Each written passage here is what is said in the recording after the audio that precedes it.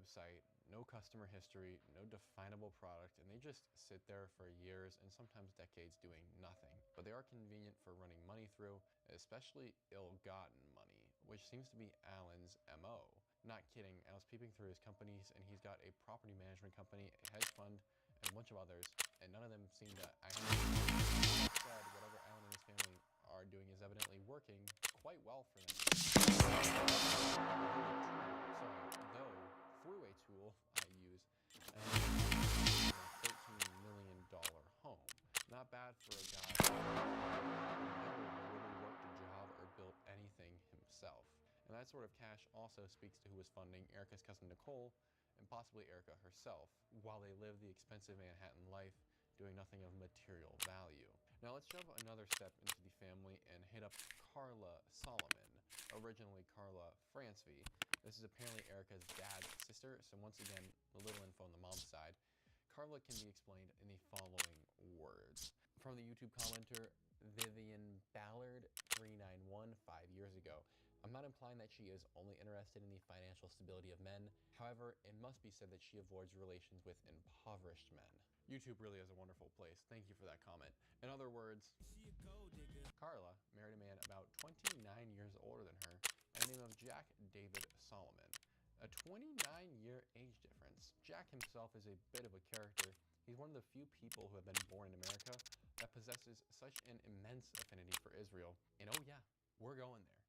Jack has been a leading executive, or simply the leading executive, at a plethora of some of the largest companies on Earth. And/or are simply government operations. For instance, for what the chairman position of the board of directors for things like Federal Land and Development Corporation for 36 years, and Federal Research and Development, and Advanced Patent Technical. All sorts of things that when I'm reading it make me go, who are you really, bro? Especially because a sort of thing like that requires power, influence, money, control, and access, and gains you a lot of power, influence, money, control, and access. And for this next bit, I'm just going to skim through some of the organizations he's been highlighted as being a member of on the DEF website, although I assure you there are likely many others. Membership: National Directory Quality Operations Foundation, 1963 to 1966. He's a sponsor of the National Hospital. He's also the co-founder of the Israeli Armored Corps Museum. Patron or Chadash, Orphanage of Israel. Vice Chairman, California Democratic Council, 1966 to 1970. Candidate for California State. 1966, Director of the United Jewish Foundation, 1956 to 1967. Committee member for the Los Angeles Chamber of Commerce. Member of the World Affairs Council. Member of the President's Cabinet for the American Israel Public Affairs Committee. Member, Las Vegas Chamber of Commerce. Oh yeah, that would be because he was a controversial casino owner. He was also the director of the Utah Shakespearean Festival, 1999 to 2000. Seems like a rare addition. He's also the member of the American Air Museum in Britain, a foundation member. The Armed Forces Commission and Electronics Association. Sounds powerful. National Aeronautics Association. International Association of Business and Professional. Honorary. B'nai B'rith, President Club, Utah Valley State College. Yes, that's where Charlie Kirk was shot. President Club, Brigham Young University. President Club, World Jewish Congress, Life. 32nd degree Mason, Scottish Rite, Life. Yeah, so a lot of things should stand out to you there. The UVU, the massive ties to Israel, the powerful committees and organizations, and I could really out for a while just about the Israel connections alone and why that's weird, but if I have to tell you that, then you've probably been living under a rock and missed the dozens of red flags I've read. But these connections do go deeper than that, so deep that they paid for and restored the ancient Zion's Gate and Plaza in Jerusalem, which is rather a big deal to folks over there. Needless to say, he's sort of a huge deal in that community, and he's also very clearly connected to the highest echelons of the government and business, and the people who decide if and what you shall eat. What an odd family member for Erica to have, considering I was under the impression she was a Christian girl from Scottsdale, Arizona. But if this all didn't elucidate you to the fact that we are talking about some seriously connected people, like I said, he's a member of this thing called, that I can't pronounce, it's a Jewish secret society named B'nai B'rith. It's a very unique organization, very secret society-esque, very Freemason-esque, which apparently is controversial because they claim it's antiseptic to say that they are Freemason related, despite having a huge portion of their founding members actually being Freemasons as well. So take that as you may. But Whatever, toss that aside. We also know from that whole blurb, Jackie Poo is a 32nd degree Freemason, which should be ringing bells for everybody. From the most unfamiliar with this sort of quote-unquote conspiracy theory world to the most familiar, the Masons are weird people. I've had personal experiences with them. I'm for sure on a list of theirs. That's a story for another time. But if you're really unfamiliar, putting it as short as I can, it's an organization that is a complete secret society. It's very occult. They worship Satan, but that's a point for another time. They have been known as global manipulators for centuries. Countries have banned them because of who they are, but they are known to use their wealth and intrigue to control nations and to shape the futures of people and nations. And may or may not, definitely were, in my opinion, involved in assassinations historically, and things like the planting of people into positions of power that allow them to exert further control and influence, and the everyday stuff. But I'm sure none of that should sound even remotely familiar or ring true for the overarching Erica Kirk story, because that'd be weird. On top of all this, Solomon's also known for some immense scandals, including stock fraud, investor fraud, casino fraud. In fact, he built a casino and then got taken out of the CEO position because of his fraudulent activities. He wasn't allowed to control the company anymore. All sorts of stuff like that. And you could go, that's quite a character. And yet he amassed massive fortunes and got appointed to all these big companies and was also appointed to the government to very important roles. So it makes you wonder who he actually knew and who he actually was. But leaving those two oddball characters right in the dust, here's where things are going to get even loonier. Rothstein is not only a relatively rare name, making it more than not simple to trace, it's also an infamous name, most especially if you're a sports aficionado, specifically baseball. Let me explain though. Long before Alan and Jack were manipulating corporations, looting the masses, and stacking it up into their $13 million homes, let me reiterate, $13 million, that's sort of money only like a handful of people on Earth possess, so what's going on there? And I think I know the answer because there is a pretty clear progenitor to the Rothstein proclivity of purloining the populace's purse. And his name was Arnold Rothstein, a Jewish criminal who, it's widely asserted, fixed the 1919 World Series. He bet over $250,000, which at that time is an unprecedented fortune, roughly $5 million today, but that doesn't really factor in for the lack of buying power and what all that means. He, in essence, made the bet, the wager, that Chicago would lose to the Cincinnati Red Stockings in the 1919 World Series. For color on who Rothstein is, he didn't come out of nowhere. Rothstein was a longtime fixer, or in other words, cheater, as well as financier of crimes of all kinds, from the least degenerate to the maximum degeneracy. But in this specific instance, with the 1919 World Series, he, through a series of payoffs and threats to, people's families, ensured that the Cincinnati Reds won, the people who he bet on, which is illegal for all sorts of reasons. Arnold, though, having friends in politics, let me reiterate, politics, the legal system, like judges, and the police, got off on all charges despite it being the most obvious crime ever.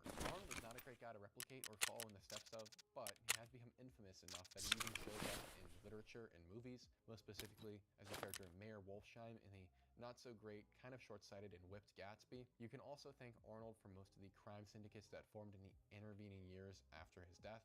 Yes, he was shot to death. Surprise, surprise. And the modern-day drug and human trafficking, etc. of today was in large part possible because of his initial funding of such crime networks. And so yeah, really a interesting guy in the family tree. But all in all, he's just an awful dude. But importantly, he's a Rothstein. And so here I'm going to say something. There's a missing link. And I think it's one of the most critical links possible. I hope you all can assist me here with it. Arnold Rothstein, likely resulting from his profession of, murdering people and causing crime, kept it under wraps if and how many children he had and where they lived. And so it's been very hard to really connect to who he is. But if you look down the family tree and at some of his siblings and all that, you will notice that there are more Rothsteins that continue on the family name. But they all do something very interesting across genealogy sites. And the genealogy sites themselves might be in on this. And the thing they do is that they redact the children of these initial Rothsteins. And so that makes it very hard, dare I say impossible, for us to know who are actually Rothsteins today and if they're 100% connected to one another. And so I ask you guys to help me out here to try and find these missing links to start building this family tree so we can officially connect Erica Kirk to these Rothsteins, into these known criminals and justice system manipulators, just generally bad people. And I imagine that they probably keep this quiet and are trying to hide their identities, especially if Erica Kirk is one of them, because it would be pretty obvious that we shouldn't trust these people, as there are generations of Rothsteins who have committed all of these heinous crimes. And to think that they would be in such positions of power today might cause the American people to go, huh, we don't really want that, do we? But I don't want to yap too much, but we have this very obvious missing link, and it's hard to bridge those sorts of things when you cover up and when the family covers up all this information. But there's one thing the family can't account for, and I think it's rather ironic, is that the Rothsteins have seemingly never built anything of value themselves, but they certainly do know how to steal it. And so you have the original Rothstein stealing, the Solomon guy stealing, and then you have Alan Rothstein also stealing, committing fraud. It seems like the real family trait and the family heirloom is the ability to thieve and commit crimes and to get away with it enough to profit. Once again, let me reiterate, $13 million house, yet he's never built a business. Digressing though and getting back to the main track, it seems bizarre then that we have all these missing links, and then we've also got Erica Kirk, who won't really discuss her mom's side, past her mom and the missing names and the using the incorrect Swedish terms, and the fact that there aren't any pictures of really her parents' face. And on that note, there is one video that exists that people speculate might be her grandparents, and it's on screen now. In any case though, it does make it increasingly difficult to trace her. But digressing again, we go through all of this family history to say that this is very possibly Erica Kirk's ancestry. And if we consider just how terrible these people are and the things they've been up to, including political manipulation, if Erica Kirk is related to them, that would be an insane link that would really throw a wrench in her story. And I think it would be enough for people to go, hold on, wait a minute. And I suspect that's why we won't officially know unless someone out there, one of you guys, can find that missing link for us, for which I'd be so the room in the health resort for any documents about Terror Group's research on Shoreline, and then we have to survive an extract to hand over the retrieved information to therapist. So for this task, you will need the Health Resort West Wing Room 306 key, which can be found in the pockets and bags of scabs, as well as in Jacket's orange drawers. Or you can also get the key as a reward for completing the Spa Tour Part 1 task, but usually I will be long done this healthcare privacy task line before I end up getting to the Spa Tour task line. Or you can always just buy the key directly from the flea market for usually between 50 and 100k rubles.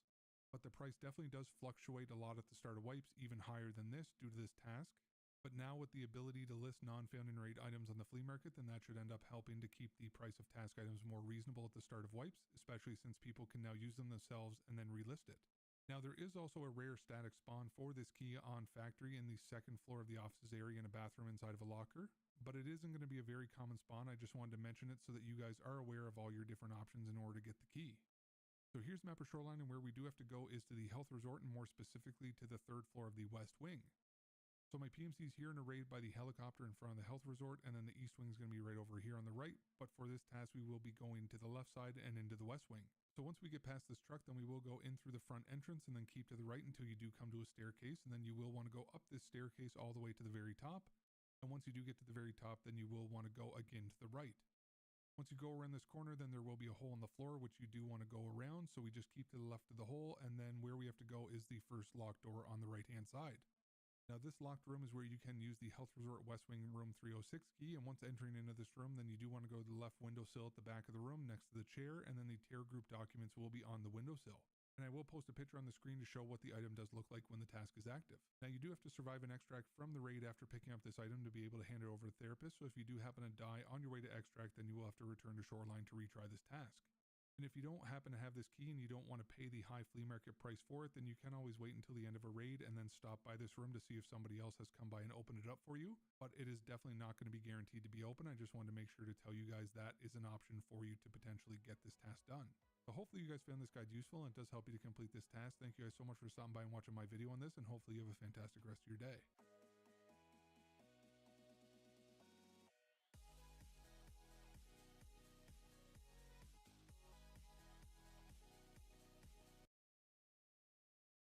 Ladies and gentlemen, welcome to our end of the year video, the last video being uploaded in 2025. Listen, this has been an exciting year. All the drama, all the tea, all the crazy finances, clarning your la-boo-boo and smashing some pianos across the desk. Listen, it's been great. But what is still most important at the literal end of the day are real people's lives. And everyone that comes on this show is just like you in the audience who apply. CalebHarriman.com/apply, by the way, if you want to be on next year. The fact is, what matters in the end is the results that they achieve. Going through our Master Your Money program, using our app, using the resources we have, using the budget that I make on the show, and taking the tough love approach that I actually take here, even with all the gooniness and fun we like to have. What matters is the real results. So I get to give you right now, before we get into the updates, our end of year results, which keeps getting better and better every year. As of the end of 2025, the average financial audit guest has now paid off $22,807 of debt in just 12 months, and the median has paid off $12,000 of debt in 8 months. It's incredible.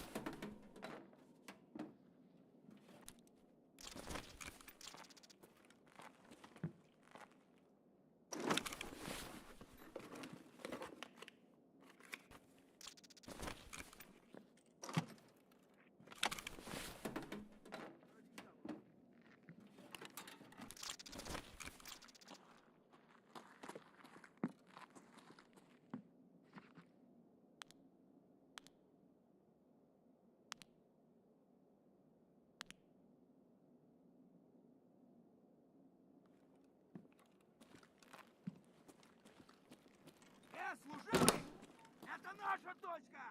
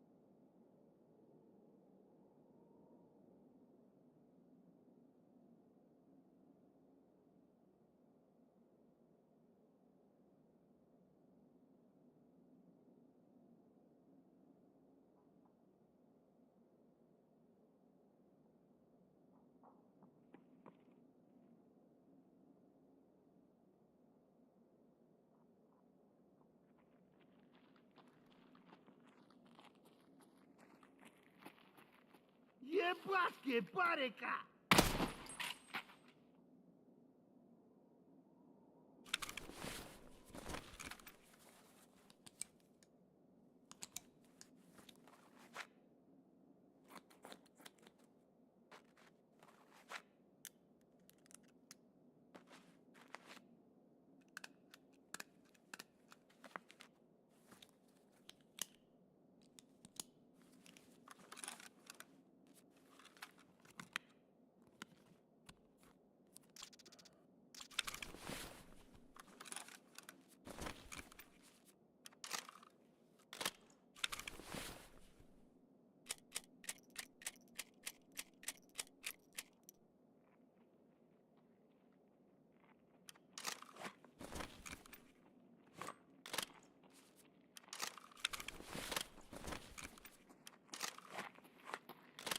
Вон он, сука!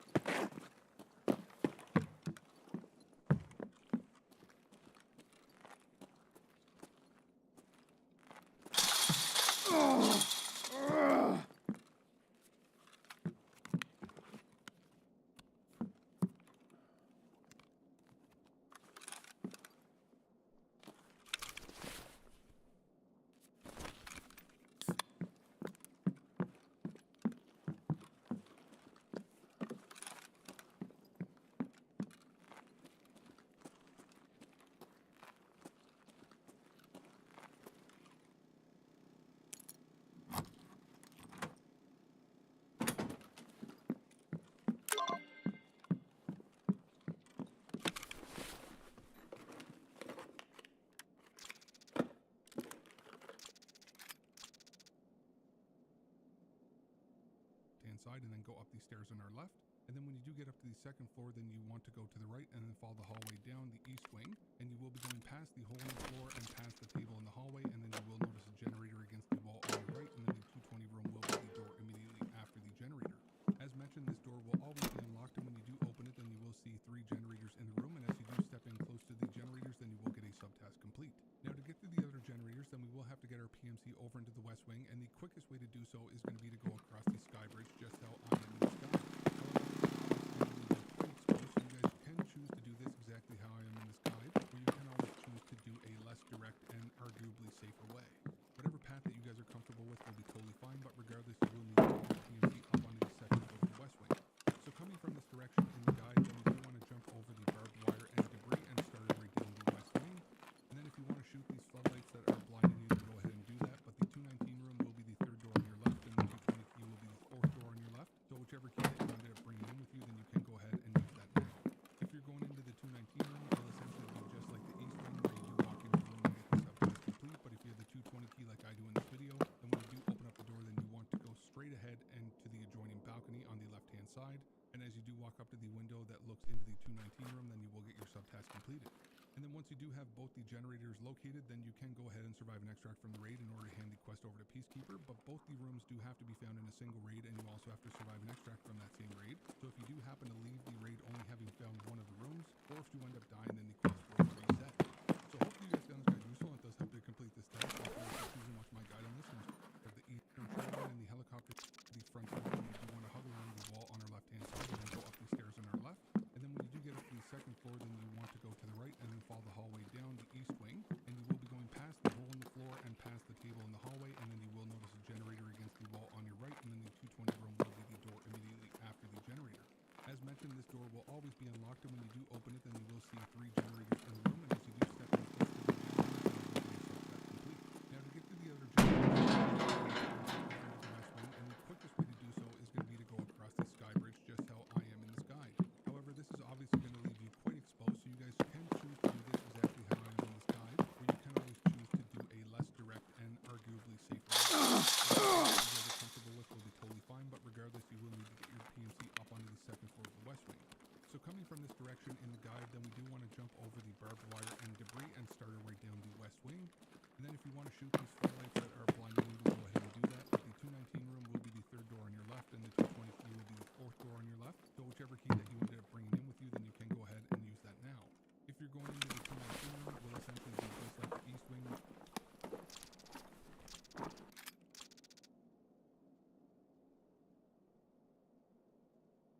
Privacy part 2. For this task, we do have to search the room in the health resort for any documents about Terry on this tree in the second floor of the offices on the health resort, and then the east staircase, and then you will at the very top, then you will want to go again. Now this locked room is where you can use the health resort west wing room 306 key, and once entering into this room, then you do want to go to the left windowsill at the back of the room next to the chair, and then the terror group documents will be on the windowsill. And I will post a picture on the screen to show what the area does look like when the task is active. Now you do have to survive an extract from the raid after picking up this item to be able to hand it over to the therapist, so if you do happen to die on your way to extract, then you will have to return to Shoreline to retry this task. And if you don't happen to have this key and you don't want to pay the high flea market price for it, then you can always wait until the end of the raid and then stop by this room to see if somebody else has come by and opened it up for you. But it is definitely not going to be guaranteed to be open. I just want to make sure to tell you guys that is an option for you to potentially get this task done. So hopefully you guys found this guide useful. I hope you complete this task. Thank you so much for watching my video on this, and hopefully you have a fantastic rest of your day. I think you're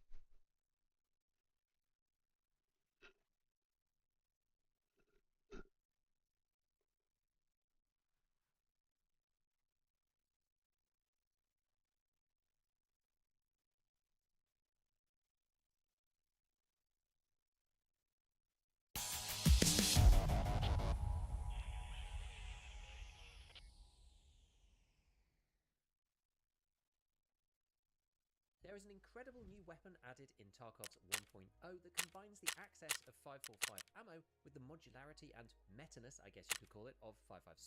And access to it is maybe not as far away as you might think. In fact, there are two of these guns, and these are the first weapons to fire 545 at over 700 RPM, beating the previous leader, the AK-12, by quite a considerable margin. And the comparatively low fire rate of 545 in the past has consistently been the downfall of this caliber at the top level of play. So enter the NL545 assault rifle. There are two versions of this, like I just said, one in black and one in tan. And the black one is referred to as the DI version and the tan one as GP. Now this refers to how the gases are dealt with inside the gun. So GP is gas piston and DI is direct impingement. But in Tarkov we don't really care about these things, and you can look it up if you want separately. But basically this black version is like a copy of the M4 and the tan version is a copy of the HK416. This is even down to their fire rates. Like you can see this one here, which is the GP version. This one has an 850 RPM, exactly like the HK. And the DI version over here has 800 RPM, exactly like the M4. And as you can imagine, this one takes a lot of the M4 parts, and this guy takes a lot of the parts for the HK, so it all kind of makes intuitive sense. With the availability of 545 ammo in Raid, these are both a very scary prospect. Although often surpassed in the late game by 7.62 NATO weapons, 5.56 and specifically the M4A1 remains very popular for PvP in Escape from Tarkov, but getting access to competitive ammo has become much more challenging in the last few years, which has limited their use a little bit. 5.45 on the other hand is all over the place in Raid, and I've even been recommending people use the AK-74U, the very basic one, because you can find anything from 5.45 PP all the way up to Igolnik in boxes of up to 120 bullets just scattered around the map. This is the same with 5.56 as well in certain locations, but with nothing like the same frequency that you get with 5.45. So the ability to combine the availability of 5.45 with something that fires much more akin to the M4 is potentially... If you go and look for these two particular weapons, you can see the first one you have access to is this, the Custom Guns NL545DI. So this is the M4 3, and it is quite expensive. It's 146,000 rubles. You get this version, but it does actually come with some quite good parts to begin with. The other version, the GP, which is more like the HK, this is only at Skier 4, so I don't have the ability to buy this from the trader just yet. This one's even more expensive at 164k.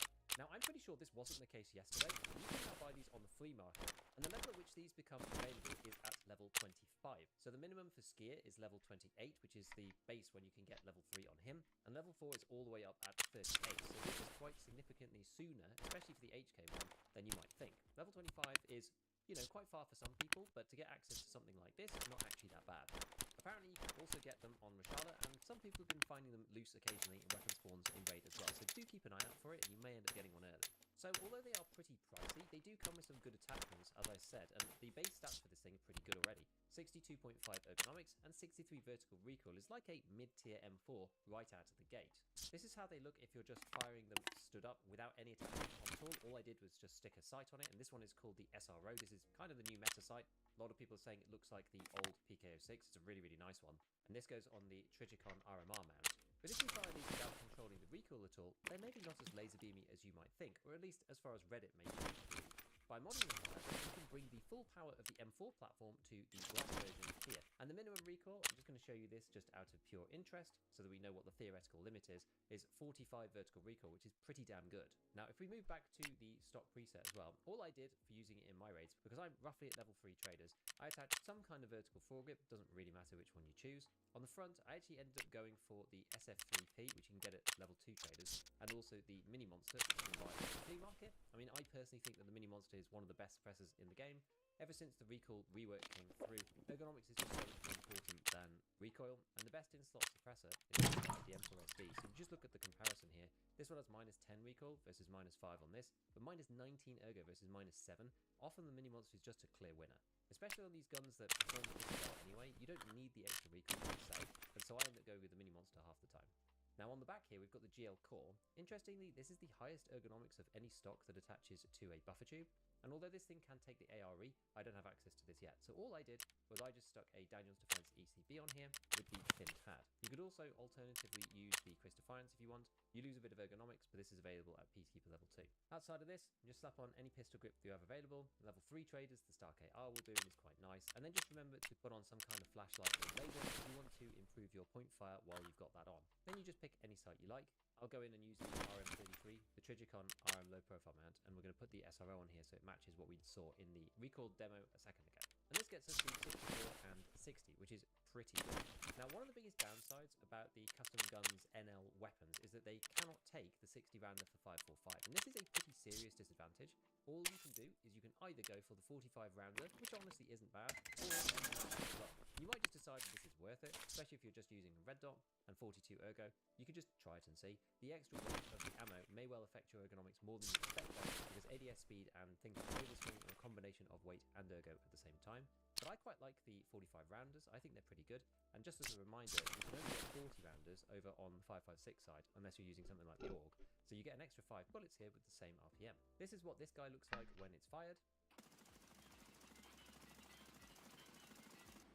And now we'll move over to look at the HK. So on the GP version, this one starts off at 57.5 and 61, and this has got the 850 RPMs. This is technically slightly better, although it is pretty minor, the difference between the two. The minimum recoil on this one is 48, so not quite as good as the other one. As you can see, it's the HK Meta Handguard. And so if you're going to just edit it from here, then you can just put on another vertical foregrip, any kind of thing that you want. We'll add the SF3P and the Mini Monster back to here as well. I'm going to add the Starkite Arbor in the other variety. This one comes with the MOE FDE plus the rubber back pad already, so we're just going to leave that as is. And then you can just put on a sight, whichever one you want. Again, we're going to pick the RM33 mount and the SRO, because this is super, super nice. And then on the side this time, because the handguard isn't quite as long, we'll add a rail. I'm going to put on WMX 200 to get our point card right. This takes us to 60 ergonomics and 61 vertical recoil. I'm going to swap this over to a big mag, and that takes us to 54 ergo and 61 vertical recoil, which isn't half bad.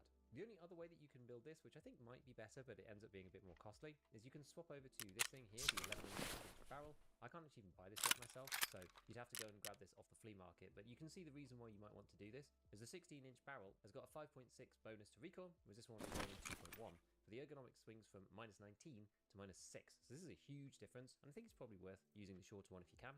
So to replace the gas block, we can put back on the SF3P with the Mini Monster right here. And now we're up at 67 ergonomics with 65 vertical recoil. We haven't really lost all that much. So let's just focus back on the M4S version for a moment. The real question is, does this beat the M4? Now, I did end up making a very similar build for the M4, which I'll load up now. And I kind of tried to copy this as closely. Now, you can actually use the handguard for this one, the Custom Guns one, on the M4 itself, which honestly isn't bad. It ends up being slightly cheaper than the long version of the LVOA, so I ended up using this on the M4 itself. So these guns are almost identical. I've used the Mini Monster as well on here. Same sight, we've used the 40-round mag instead. And this gets us to 67 ergonomics and 67 vertical recoil. So the M4 is actually worse. And the reason why is because there's things you can do to the M4 to improve its overall performance, but it means you need to spend even more money on it. For a mid-tier build like this, I went and compared the two together, and you can see that the NL does actually outperform the M4, interestingly. And when you boil it down to its root in Tarkov, what actually controls recoil at the end of the day is the base statistics, because all of the parts are a percentage based on the starting stats of the weapon. So for the M4, that is 48 ergonomics and 119 vertical recoil. So no matter which order you put the parts on, it's always relative to this 119 vertical recoil here. That's what this means. And so when we go and look at the NL545 guns, removing all of the parts on here shows us that this weapon starts off slightly better with 45 ergonomics and 109 vertical recoil, which is about 8.5% improved over the M4. So if you use exactly the same parts, this gun will always have 8.5% better recoil. The interesting thing here is that you would expect this to have a lower recoil than the M4 if you put all of the minimum recoil mods on, which is 45. But when you go over to the M4, you realize that this is actually 42. So the M4 can actually get lower than the NL545, and the reason for this is the much greater variety of uppers and barrels that it has. Over on the M4, you have something like the Radiant Weapons Model 1. This is the arena gun from the Battle Pass. This has -5% recoil, and this barrel that attaches here and fits with one of the newer suppressors has -6% recoil. The NL545 can't get anywhere near this because it only has one barrel, and that's at -3, and it only has one upper, and that is at -2. So ammo considerations aside, if you are just going to lightly mod these weapons, then you're probably better off with the NL545 DI. But if you're going to go all the way and make a meta recoil M4, then you're probably better off with the M4. There's a few other reasons why this is the case. The fact that the M4 itself can get 60 rounders, which is a good middle ground between the 45s and some of the massive mags. Using the big drum would be something like using the 100 rounder on the M4, which we just don't ever really do because of the negative ergo.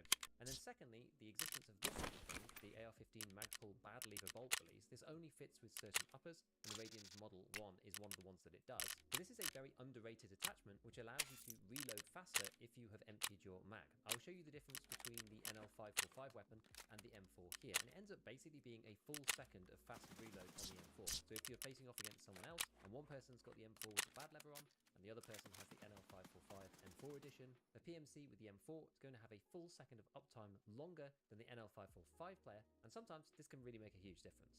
So that's kind of how I draw the line. If you're not going to mod it that much, go for the NL545. If you're going to mod it tons and you want an endgame gun that is the best of the best of the best, then go for the M4.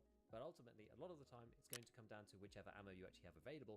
Usually, that's going to be on the side of the NL545. So I have been using this gun a little bit, so I'll show you a couple of clips of it in action. Oh, I don't actually want to do bear spawn, do I? Actually, maybe I do.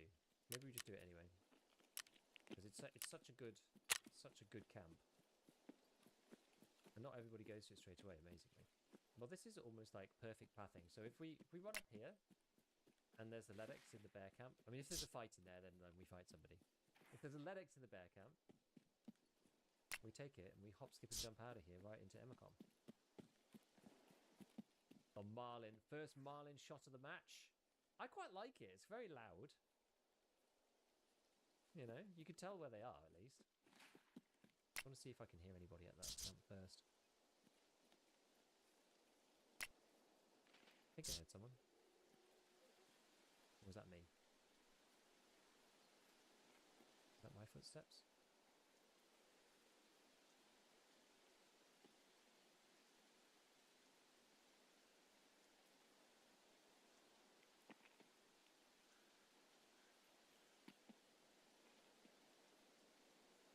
Is that two of them?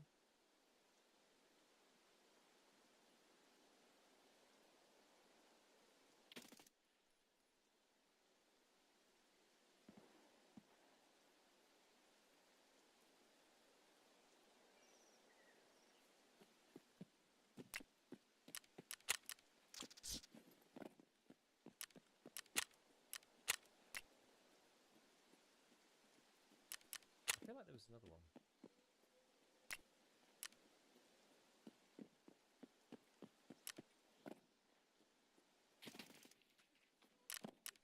There was.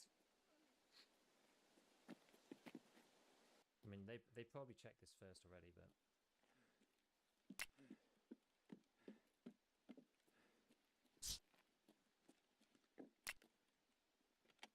that was smooth. That was good. That was pretty good.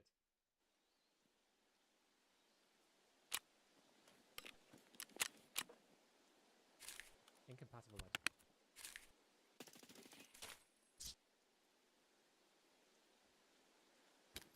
Okie dokie. Yeah, that made me poo myself a little bit. Just a little.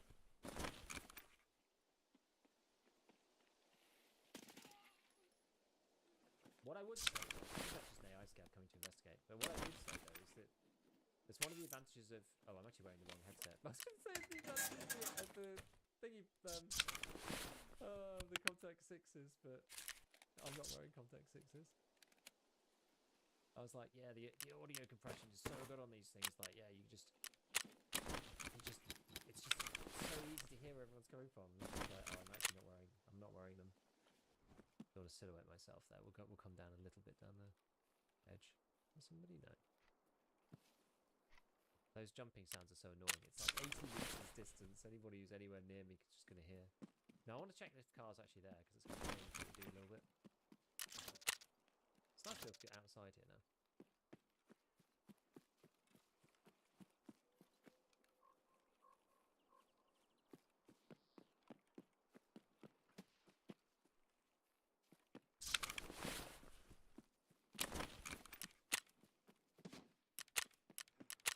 Ow.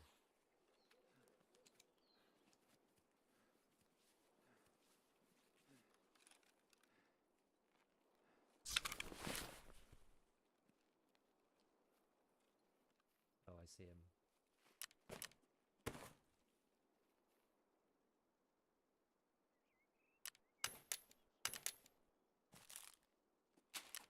Can I see through that gap?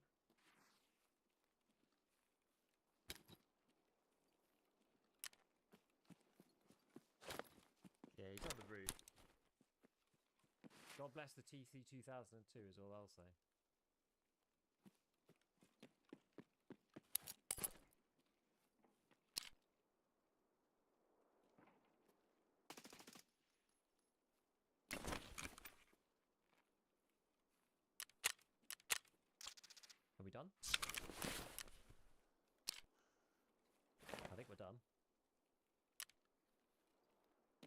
Look like we're done. This gun is mean. This gun is real mean. Holy crap, this gun is so good. I don't believe it. It's ridiculous. There's like no recoil on this thing at all.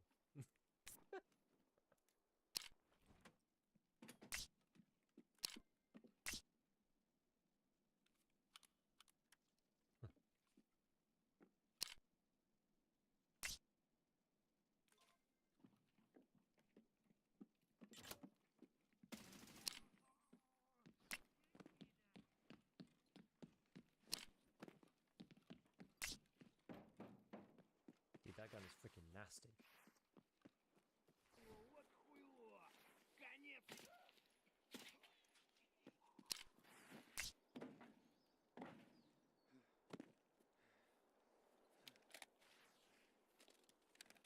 Do you not enjoy the SRO? Or why using the EOTech? I just know it. It's what I use in Arena.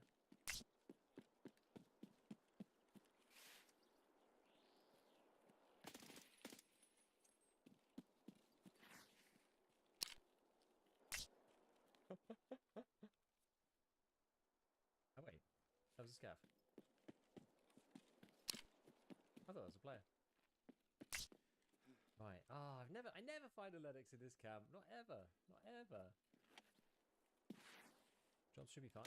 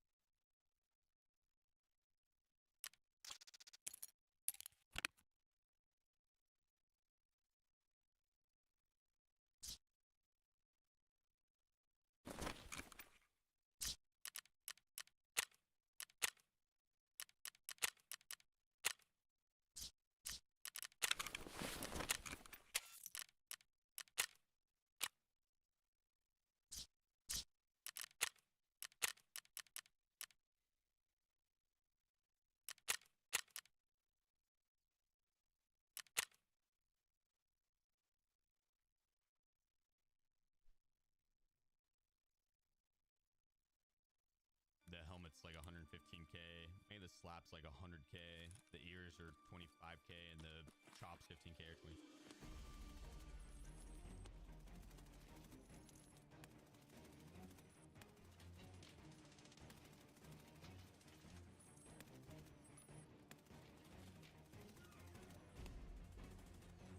This is the Fasten T. It's level 4 with level 5 slap, and then this guy. The helmet's like 100.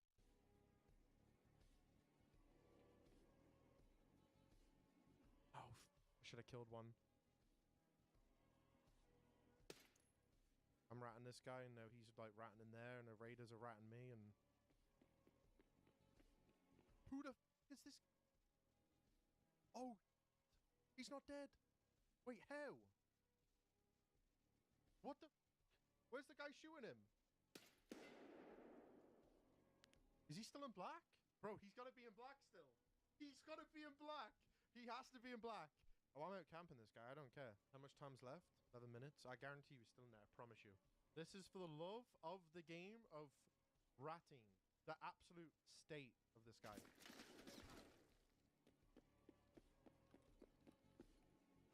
Bro, look! He's in green! He's in black! Still! See? We got 2 minutes! I'm running the timer. This guy's gonna die. Okay, what I gotta do? I gotta be 5 head. This has to work.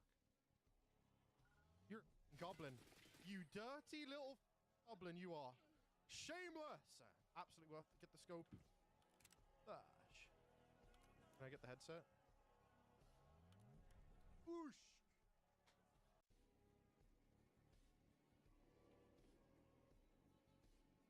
Oh, I should have killed one. I'm ratting this guy, and now he's like ratting in there, and the raiders are ratting me, and who the is this? Oh, he's not dead. Wait, how? What the? Where's the guy shooting him? Is he still in black? Bro, he's got to be in black still. I think I'm gonna play some pirates today. What are y'all playing? I brought the goblins today. I actually made it last night. I decided I would bring the rats today. Ooh, that might be interesting. That might be interesting. And me? Today I brought slivers. Oh. Well, GG. We tried the best we could. I guess it just is what it is. Wait, hold on. We didn't even play a game yet. Oh, we know. It's just mainly that we've played against enough slivers to know what they do. So I mean, we're good, but you know, it was worth it. Wait, hold on. If you don't want to go against that, I do have something else. And what would that be? I've got Eldrazi. See you later. I think I'm gonna play some. I fucking love your drip. Okay, okay.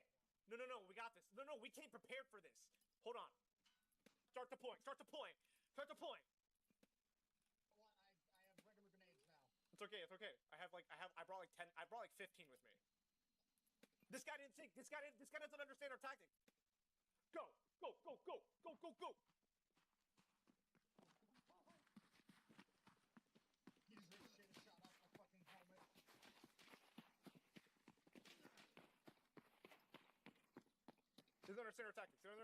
He doesn't understand our tactics. All right, we're seeing this for the first time. You can tell it's still air bubbles. We're good. They're he just said little... it's gonna take some time. God, you know what the problem is immediately, Britt? Is this supposed to have bubbles like that? I don't know. Call him. This looks really cool. I really like that. Every time you make something nicer, you run into new problems. So now all I see is all the problems. So now we need the new trim, which I knew we needed anyway, but now you really see it's like an eyesore. Oh, he's here. Do we get like a close-up on this floor? Look how pretty this is. Everything needs dusted. Everything. She asked. So here's one of the major problems.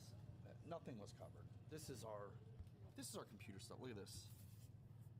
That's from the just grinding the concrete. It's a problem.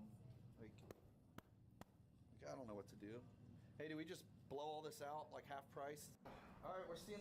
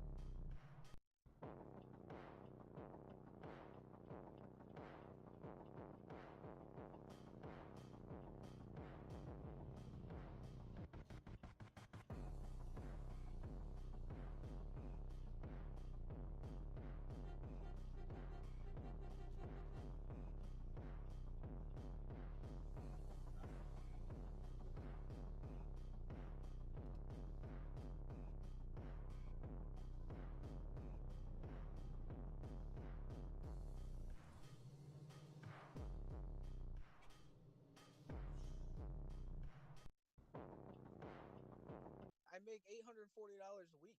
If you guys are taking $1,100 from me, I'm not going to be able to support my kids if I can't support myself. Who's the daycare for? For the children. They go to school and she has a husband.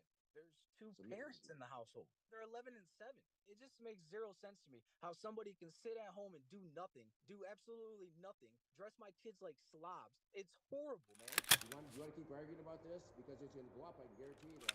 And well, honestly, I'm better off quitting my job and saying I have no job and working under the table like all these other deadbeat dads. I make $840 a week. If you guys are taking $1,100 from me, I'm not going to be able to support my kids if I can't support myself. Who's the...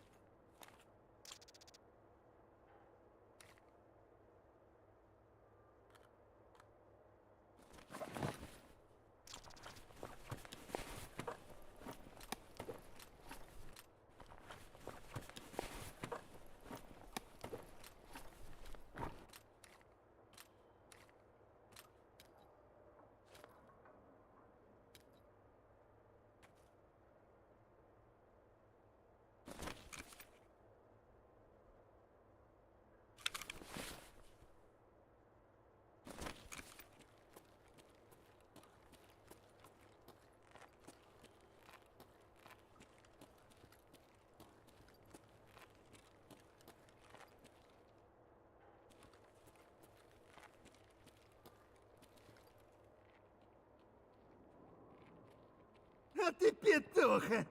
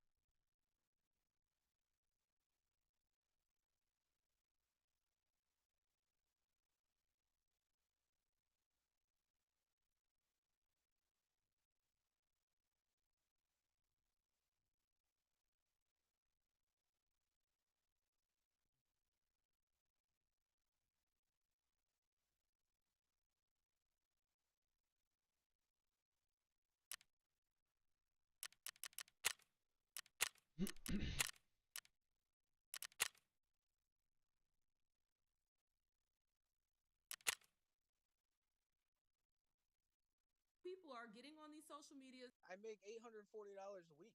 If you guys are taking $1,100 from me, I'm not going to be able to support my kids if I can't support myself. Who's the daycare for? For the children. They go to school and she has a husband. There's two parents in the household. They're 11 and 7. It just makes zero sense to me how somebody can sit at home and do nothing, do absolutely nothing, dress my kids like slobs. It's horrible, man. You want to keep arguing about this? Because it's going to go up, I can guarantee you that. In all honesty, I'm better off quitting my job and saying I have no job and working under the table like all these other deadbeat dads do. I make $840 a week. If you guys are taking People are getting on these social medias thinking that the grass is greener on the other side, and then they're looking at their relationship and thinking, oh, well, it's not like this Instagram post that I saw, so that means he doesn't love me that much. And then they're really ruining their relationships over some nonsense, over something that is fabricated. I'm gonna give y'all the tea. A lot of those videos that you see about the boyfriend did this to surprise me on their birthday, guess what? The broad planned all of it. The broad put it all together, went to the Dollar Tree, got the little fake rose petals, laid it out herself, and then just had the man stand there. Like, yeah, some of it might be true where the man is putting in all this work, but a lot of times it's calculated and created by the woman. She was designing it to make sure it was Instagram ready. Y'all are comparing your relationships to things that are fabrications. They're not real life. People are getting on these social medias thinking that the grass...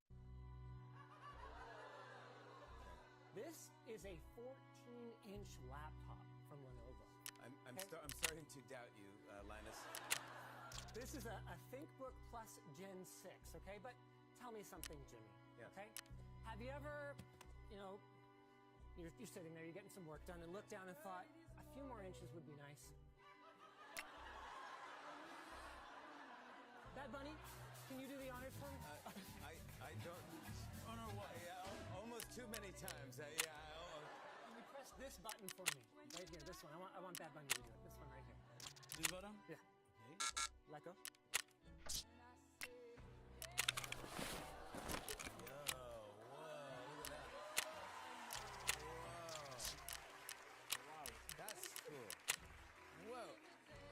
This is the world's first rollable OLED screen in a commercially shipping laptop.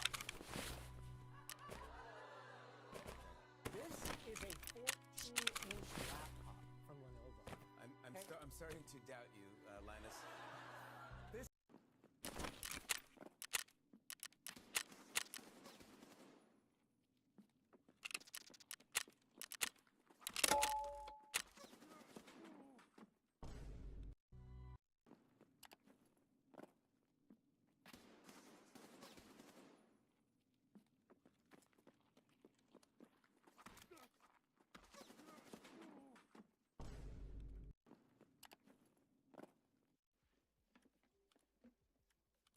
Wondering why I keep like putting items in and out. I'm like min-maxing the experience gains. Every time you pull a new item into your inventory for the first time in a raid, you get like a experience item bonus. You get a search XP bonus on everything you search, but you also gain like an additional one if you pull it into your inventory first.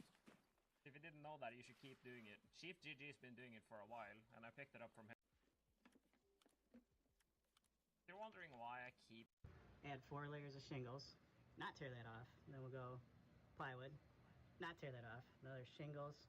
Then when that roof goes, we'll just frame an entire new roof on top of the whole house. Add 4 layers of shingles, not tear that off. Then we'll go plywood, not tear that off. Another shingles.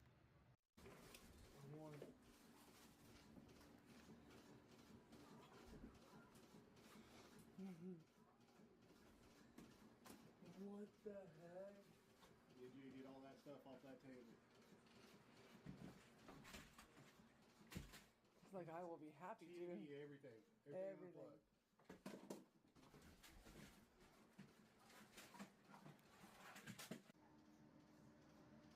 You already know there's gonna be people in the comments. Oh, get him. Oh.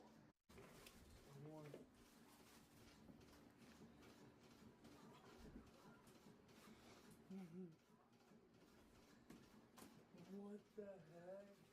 Did you get all that stuff off that table?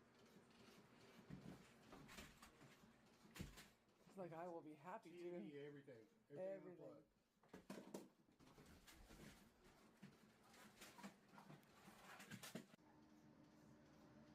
You already know there's gonna be people in the comments. Oh, get him. Oh. That's why Sam gets pissed off at me. Yeah, but they're not. Then, Exo, I'm looking at.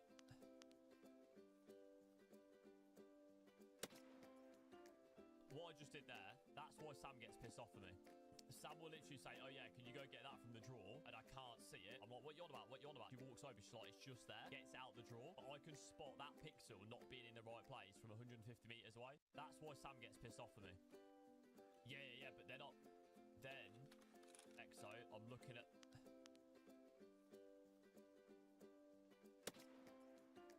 What I just did there, that's why Sam gets pissed off at me.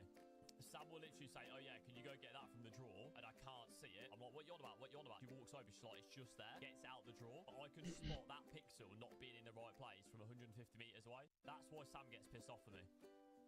Yeah, but they're not. Then, Exo, I'm looking at.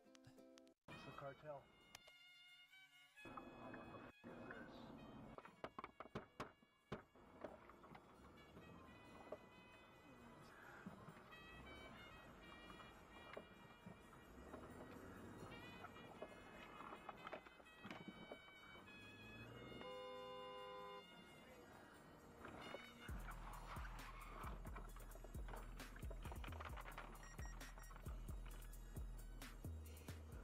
See that? It's the cartel.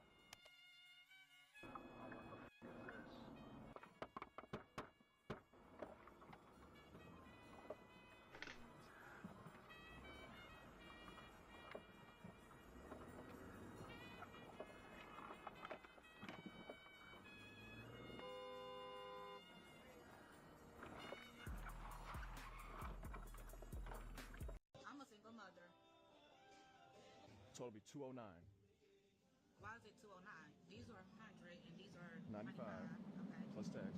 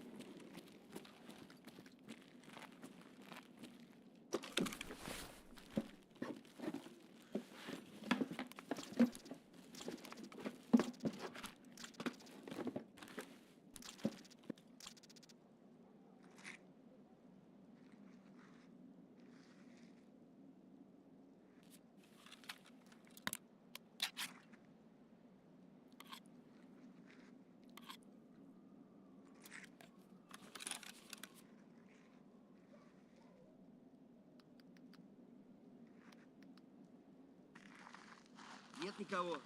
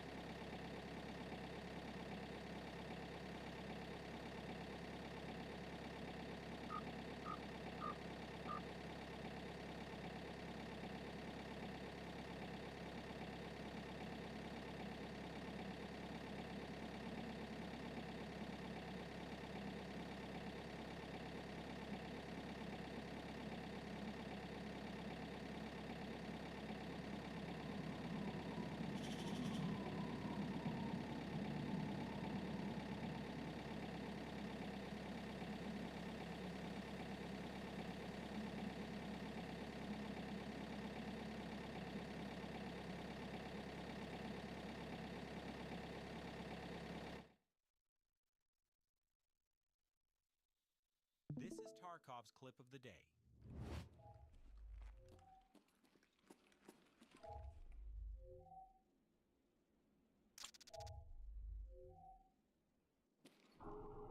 This is Tarkov's clip of the day.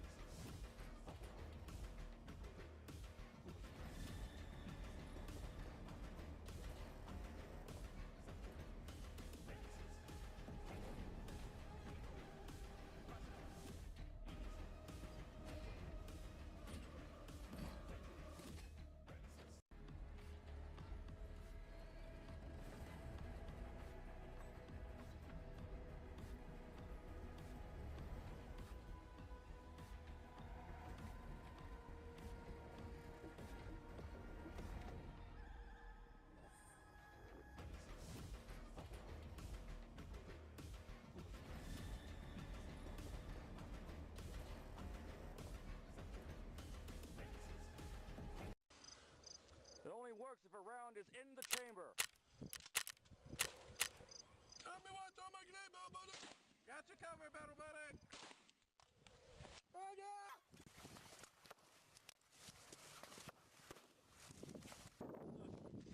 What's in front of you? Enemy drill sergeant. You're over there, right? Yes, drill sergeant. Where'd your grenade go? Over to the left, drill sergeant.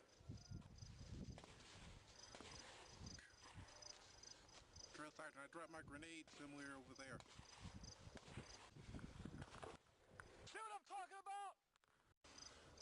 It only works if a round is in the chamber. Tell me what, throw my grenade, Battle Buddy.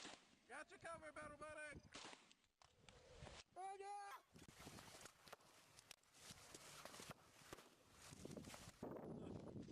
What's in front of you? Enemy drill sergeant. You're over there, right? Yes, drill sergeant. Where'd your grenade go? Over to the left, drill sergeant. Drill sergeant, I dropped my grenade somewhere over there. See what I'm talking about? It only works if a round... Oh, he's pissed. Oh, that's chill.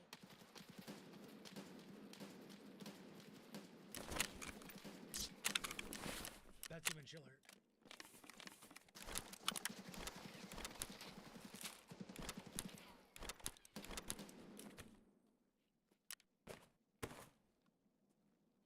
You're a fucking bitch. Been looking for him for fucking 3 hours. Where my pussy hurts. Oh, where my pussy hurts.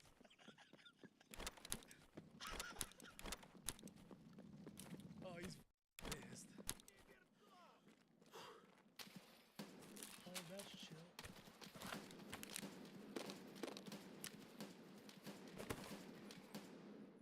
That's even chiller.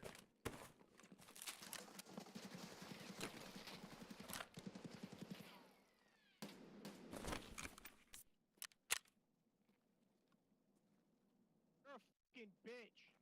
Been looking for him for fucking 3 hours. Where my pussy hurts. Yourself. Oh, where my pussy hurts.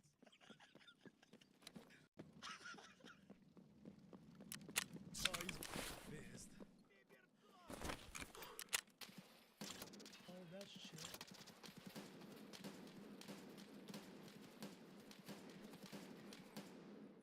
That's even chill.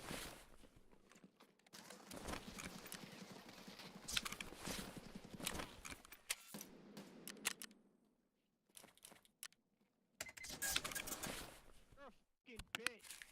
Been looking for him for fucking 3 hours. Where my pussy hurts.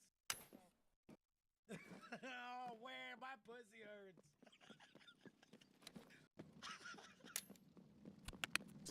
Oh, he's pissed. Oh, that's chill.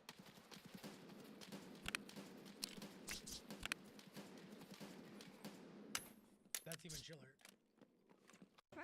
chicken on a stick. True chicken on the stick. Oh, you have Chick-fil-A sauce here? I will take one of these too. Have you ever been to Chick-fil-A? I was, yeah. Does your chicken taste like Chick-fil-A chicken? You want my honest opinion? Yeah. It's better. It's better. Oh, baby. Okay. I'll report back. Thank you. Well, prove me wrong. So I don't know. My opinion is better. Better? Okay. Thank you. My boy said it was better than Chick-fil-A. So let's see if he's right. So drizzle the sauce. Definitely better. The Amish Chick-fil-A. He told me that this chicken was better than Chick-fil-A, and I just wanted to come back and say 10 out of 10. No notes. It was insane. You liked it? Definitely better than Chick-fil-A. Well, thank you. Can I get 2 chicken on a stick? True chicken on the stick. Oh, you have Chick-fil-A? Who did you vote for in the 2024 election? 2024? As in last year? No, I don't subscribe to politics. I don't subscribe to politics. You know, that's the illusion of choice. I think that's a fair answer. You're given a bunch of choices with no real option, right? It's Police responded to a call about a 50-year-old man threatening people with a hammer at a bar. Do me a favor, step out of the car. Huh? Step out of the car. Hey, let me see your hands. Put your hands up. Put your hands up. Ah! Good, good. I got it. Ah! Oh! Don't throw it. Oh! Ah! Good, good. I got it. Ah! Oh! Don't throw it. Oh! Ah! Good, good. I got it. Ah! Oh! Don't throw it. Oh! Ah! I probably didn't have, well, I got, because I got married right out of high school. I probably didn't have a first car. I had family cars. I mean, I learned to drive on a Morris Minor. Mm-hmm. We had a big hill in the back of our house, so it was always a challenge.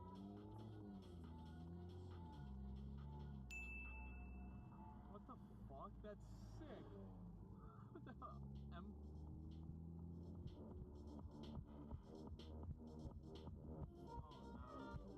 Yo, nah, that timing. Nah, that timing ain't shit. Bro, what the hell's going on? That thing's sick, bro.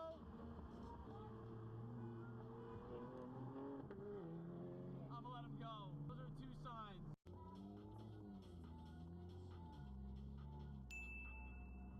What the fuck? That's sick. What the hell?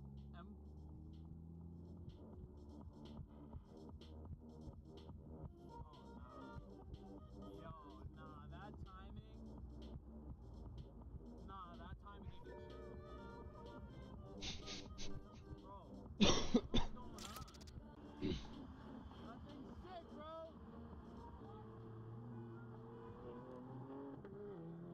I'ma let him go. Those are 2 signs.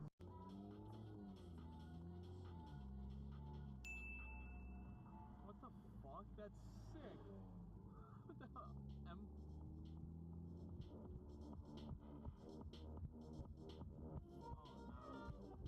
Yo, nah, that timing. Nah, that timing ain't shit. Bro, what the hell's going on? That thing's sick, bro. I'ma let him go. Those are 2 signs. No one on the rocks up there. There is a guy up there. Look at this gremlin, dude. Actual gremlin. Can I have some stamina back, please? Look at these f***ing gremlins. What are you guys doing? It's Christmas. Stop being a bunch of Grinches. No one on the rocks up there. There is a guy up there. Look at this gremlin, dude. Actual gremlin.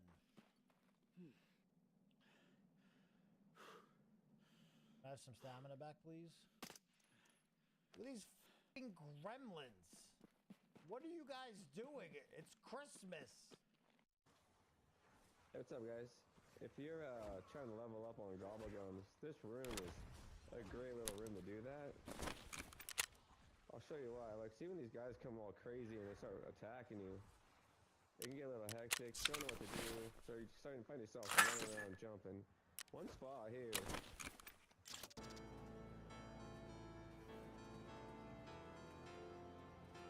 Do you fear me a phantom, Sergeant? No, my captain. I am pleased to find you alive and with a sword in your hand. As am I, Hankins. As am I. You have done all that duty calls for and more, as I knew you would. Tyrrell, does your arm yet grow weary of carrying that thing? Never, my captain.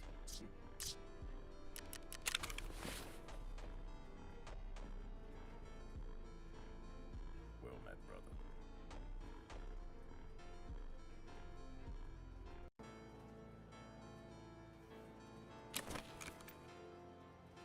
Do you fear me a phantom, Sergeant?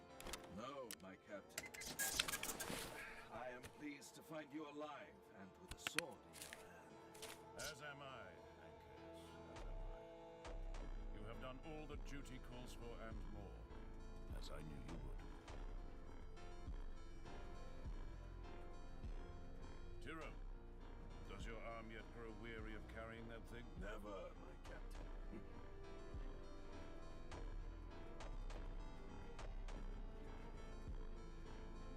Well met, brother.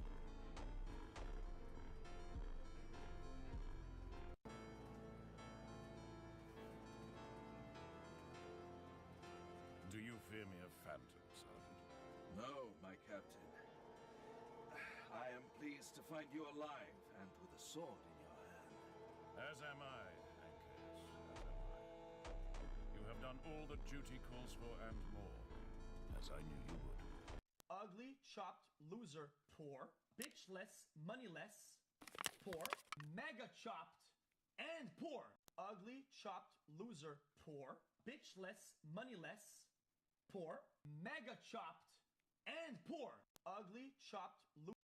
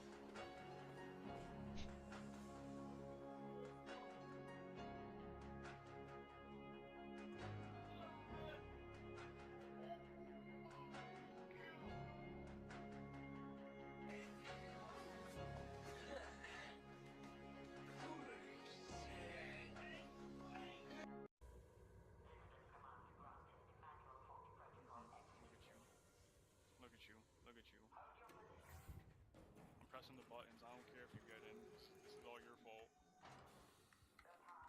Oh my god, run. It's gonna close. It's gonna close. It's gonna close.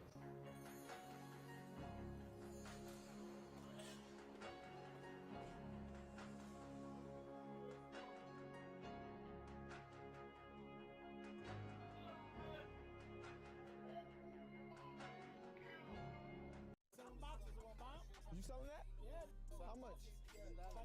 Well, $5 one box. I need to see the box right now, mud. Oh!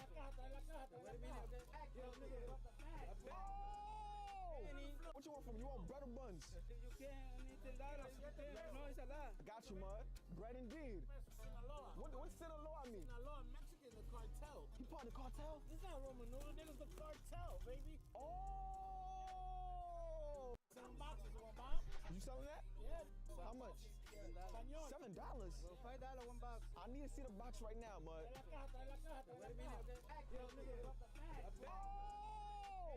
What you want from? You want bread or buns? You can. No, it's a lot. Got you, mud. Bread and beans. What's Sinaloa mean? You part of the cartel? This not Roman noodle, niggas the cartel, baby. Oh! 7 boxes, one box. You selling that? Yeah. How much? $7. Well, $5 one box.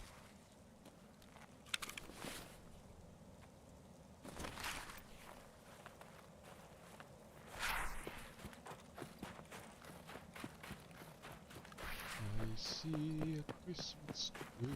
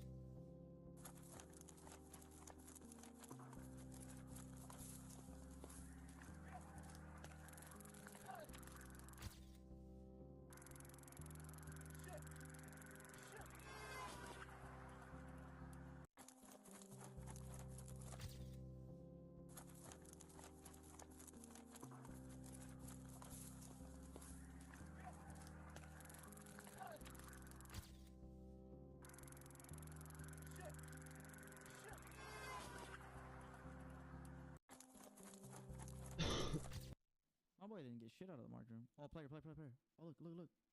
What is he doing? Oh my god, he's about to come this way. Oh, they're coming. Look. Alton helmet.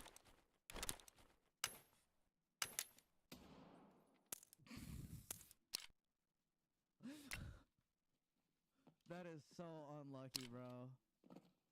Oh, nah. Wait, there's more. I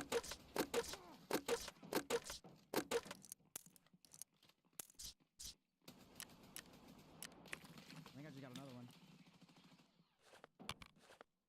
I couldn't tell if I got the other one, but he's running to the conveyor belt.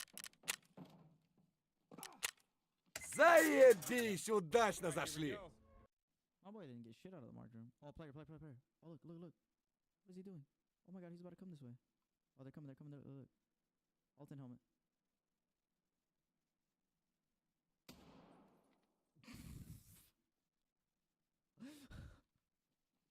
That is so unlucky, bro. Alright, here we go. And we should be good to run straight for our kit now.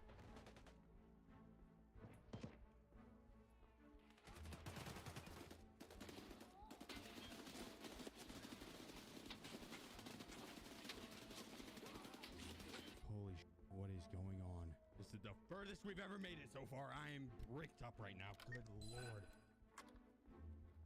This is the building I think that I had to go to. Okay, 4 minutes. Oh, I'm so far off. It's way over there, isn't it? No! I'm going out the way I want to.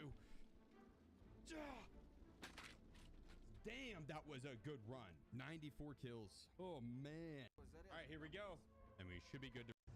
Fuck you. Fuck was that? Well, I knew it. I knew it.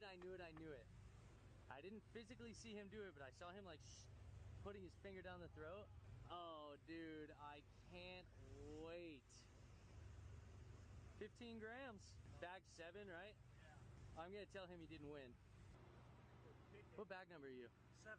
We paid to upgrade for fun. You're not winning. Okay. Fucking weak, dude. Oh, man. Fuck you. Fuck was that? Well, I knew it. I knew it. I didn't physically see him do it, but I saw him like putting his finger down the throat. Oh, dude, I can't wait. 15 grams. Bag 7, right? Yeah. I'm going to tell him he didn't win. What bag number are you? 7. We paid to upgrade for fun. You're not winning. Okay. It's fucking weak, dude. Oh.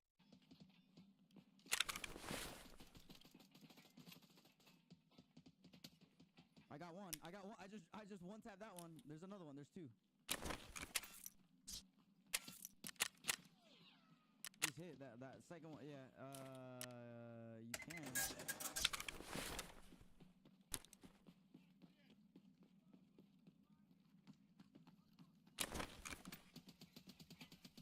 How's that guy not dead? He's running. Yeah, he's running. Oh, there's 3. There's 3. 8-ball rallies. It's another beautiful day at Only Games. Still got some Pokemon in stock, some Labubu's, plenty of plushies. We got plenty of singles as well.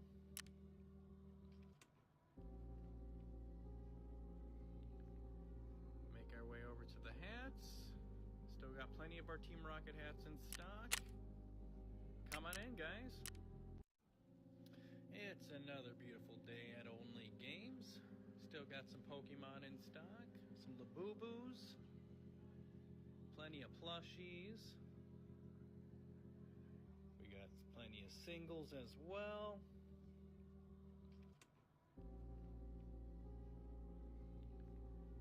Make our way over to the hats. How much will you guys do me at? Buy it out. The whole entire binder? I want to be in percentage, you know? Yeah, of course. You know, like, Well, what's the percentage you're looking at, though, dude? That's some important part. It's going to be like 80%. That's what I want to be at. 70 to 80. We can call for double or nothing. Okay, so I actually have them all tracked in here, every single, and so it comes out to 1,353, right? for every single card in the binder. And I'm not gonna lie, bro, like low key, just a single juice sell for me, I'd have to go 85% for the whole thing. And so 1150 would actually be my number for the binder, and I think that's absolute lowest. Okay, how about this? I'm gonna give you 5 hours until the end of the show. If it doesn't sell, I want to be at 80. 80%? I'm giving you the whole day. Dang. That's so quick. And I could do 9, 80, 12, 85, 13, dude. 10, 51, 30. Yes, sir. All right. How much will you guys do me at? Buy it out. The whole entire binder? I want to be in percentage, you know? Yeah, of course. You know, like, Well, what's the percentage you're looking at, though, dude? That's some important part. it's going to be like 80%. That's what I want to be at. 70 to 80. We can call for double or nothing. Okay, so I actually have them all tracked in here, every single, and so it comes out to 1,353, right? For every single card in the binder. And I'm not gonna lie, bro, like low key, just a single juice sell for me, I'd have to go 85% for the whole thing. And so 1150 would actually be my number for the binder, and I think that's absolute lowest. Okay, how about this? I'm going to give you 5 hours until the end of the show. If it doesn't sell, I want to be at 80. 80%? I'm giving you the whole day. Dang. That's so quick. And I could do 9, 80, 12, 85, 13, dude. 10, 51, 30. Yes, sir. All right. How much? Right behind me, player. On the tank where we came in from. I see.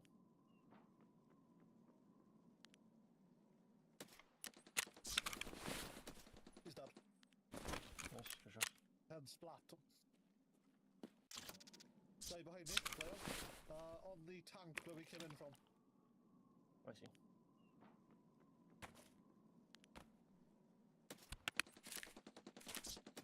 He's dead. Nice, good shot. Head splat. Right behind me, player. On the tank where we came in from. I see.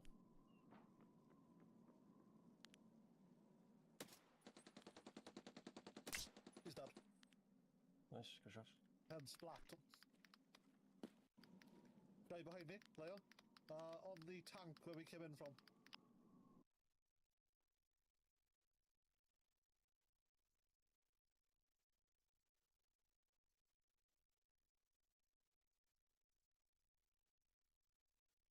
A while back, I made a guide explaining every single stim in EFT, but since then, new stims have been added, stats have changed, and so have my opinions. So today, I'll be taking you through an explanation of every single stim in EFT as of patch 14.1.1. Lastly, we have the SJ12. For 600 seconds, perception is increased by 30 levels, energy and hydration recovery are increased by 0.05 per second, and body temp is reduced by 4 degrees. After 606 seconds, and for a duration of 300 seconds, body temperature is then raised by 6 degrees, supposedly making you slightly easier to be seen on thermals. Again, most of this is negligible aside from the energy and hydration regeneration. This is a great stim to use somewhere like labs where it can be hard to find food and water at times, or just to have on hand for any emergency situation where you find yourself without food or water. I pretty much always have food or water on me though, so I don't find a need to use a stim, and actual food is much cheaper anyways. They can be sold to therapists for 25k or on the flea for around 75k. They cannot be crafted and are not needed for a quest. And that's all of them. Hopefully this serves as a proper updated guide you can refer back to for any questions about the buffs and debuffs it provides, the best scenario for its use, if it's required for a quest, if it can be crafted, and its typical sell value to both traders and on the market. Starting off with the most basic and most common stim in EFT, let's talk about morphine. It provides the painkiller effect for 305 seconds and removes any concussion or pain. For debuffs, it reduces your energy by 10 and hydration by 15. It should be noted here that all stims are one-time use and have a use time of 2 seconds. To summarize morphine, it's basically just a quick-use painkiller that'll last you 5 minutes. If I have some to use, I'll often hotkey one and use it at the start of a labs or a factory raid in order to quickly get my painkiller activated and move off my spawn. If I find one in raid, I'll often just pop it right away since it isn't really worth taking up the slot in my stim case due to its low value, ruble, and functionality-wise. As for quests, you'll need to find 4 found in raid for Therapist's Quest Painkiller and 4 more found in raid for Peacekeeper's Quest Spa Tour Part 7. They can be crafted at Med Station Level 2, and for sell prices, average market price is 16 to 20k, while Therapist sell price is 16k. Next up is Propital, which is by far my most used stim. It also removes concussions and serves as a painkiller, but for slightly less time at 245 seconds. It also provides a 20-level increase to metabolism, health, and vitality, and most importantly, regenerates your health for 1 point a second. For debuffs, after 270 seconds and for a duration of 30 seconds, it causes both a tremor and tunnel vision. Honestly, not bad debuffs for the amount of benefits they provide. I often will pop a Propital before I'm about to push a player so that I have both painkillers and some passive healing occurring while I fight. I also often use one when I've taken damage across all body parts, since it can waste a lot of time performing the Medkit heal animation repeatedly only for a couple points of healing per body part. They can be crafted at Med Station Level 3 using Ibuprofen, Golden Star, and 2 piles of meds, but the Ibuprofen and Golden Star can be utilized with only one use left. Propital sells to therapists for 13,000 rubles, and market price fluctuates greatly from 25 to 50k. They are not needed for a quest. Next is the SJ6. If you ever find yourself in a situation where you want to run a long distance without draining stamina, this is a stim for you. For 240 seconds, your maximum stamina will be increased by 30, and your stamina recovery rate will be boosted by 2 points per second. For debuffs, after 200 seconds and for a duration of 40 seconds, you'll experience a tremor and tunnel vision. I often use these on maps when I want to go far away from my spawn fast. The classic example is Shoreline. If you want to get to Resort quickly off spawn, pop an SJ6 and you'll be able to get there quickly. Reserve is another map where I'll commonly use one upon loading in, but usually only if I have spawned far away from the action. Sometimes I'll use one right away in Labs too, to allow me to reach my opponent's spawns much more quickly. You'll need 8 found in Raid for Mechanics Quest Assessment Part 3, one of the quests leading to the Lightkeeper quest line. 2 can be crafted at a time at Med Station Level 3. For selling, therapists will pay just under 18k, while market prices fluctuate from 50 to 70k, sometimes even higher.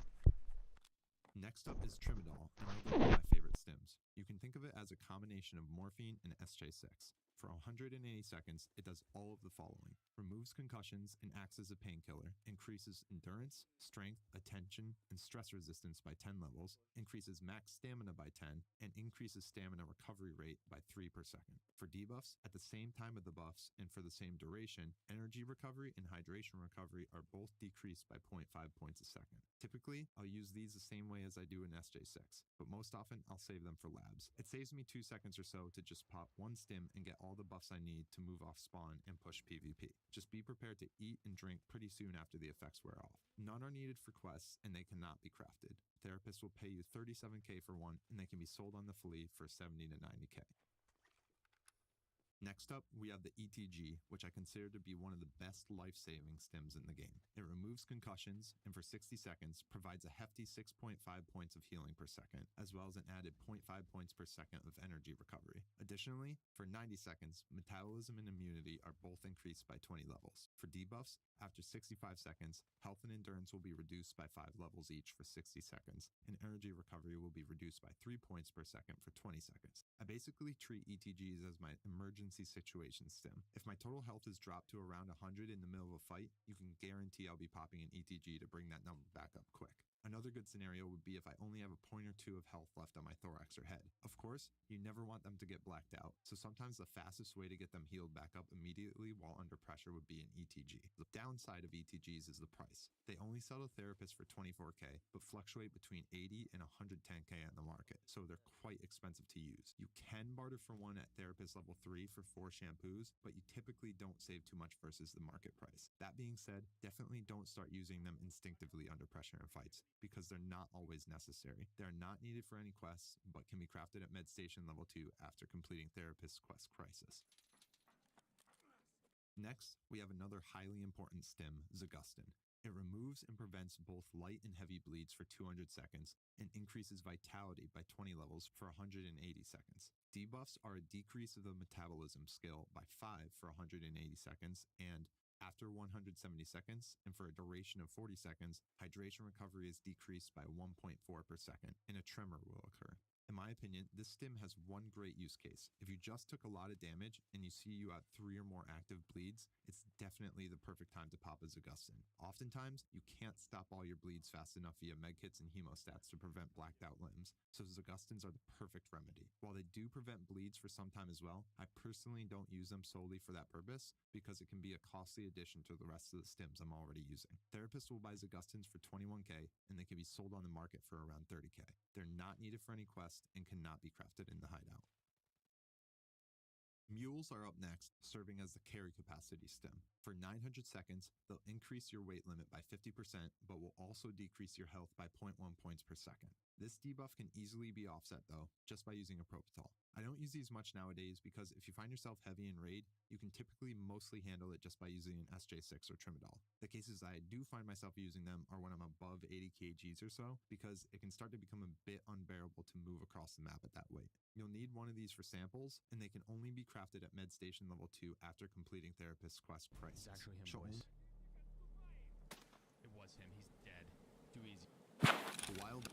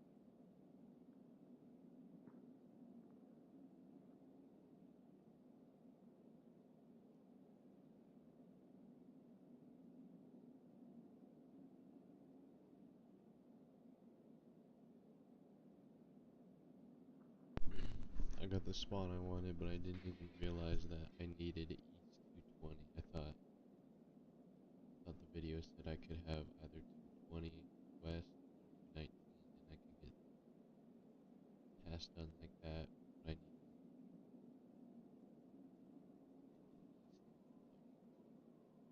so.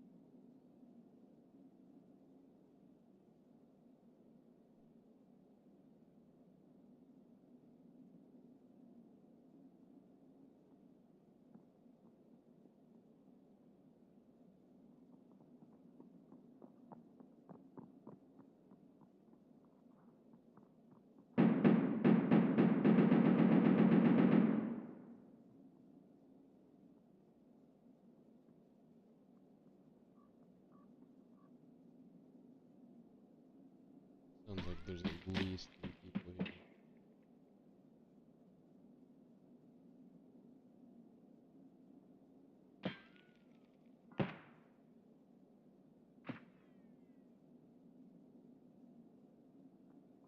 Someone trying to shoot me through the wall right now?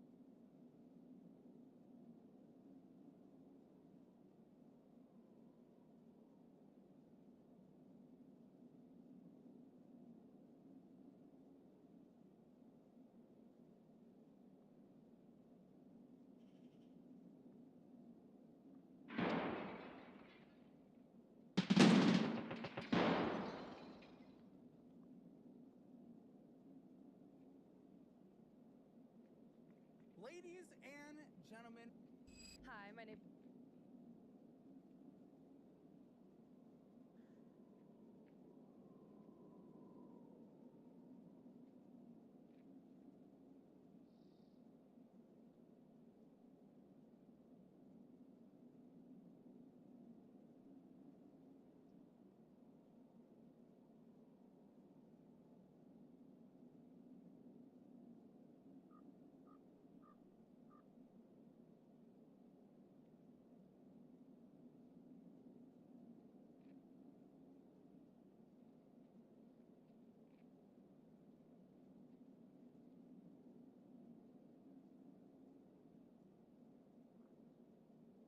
Hey folks, welcome back to the channel. Airwing Marine here. Today we are going to finally do a deep dive into the hideout with Escape from Tarkov, especially now that we have 1.0.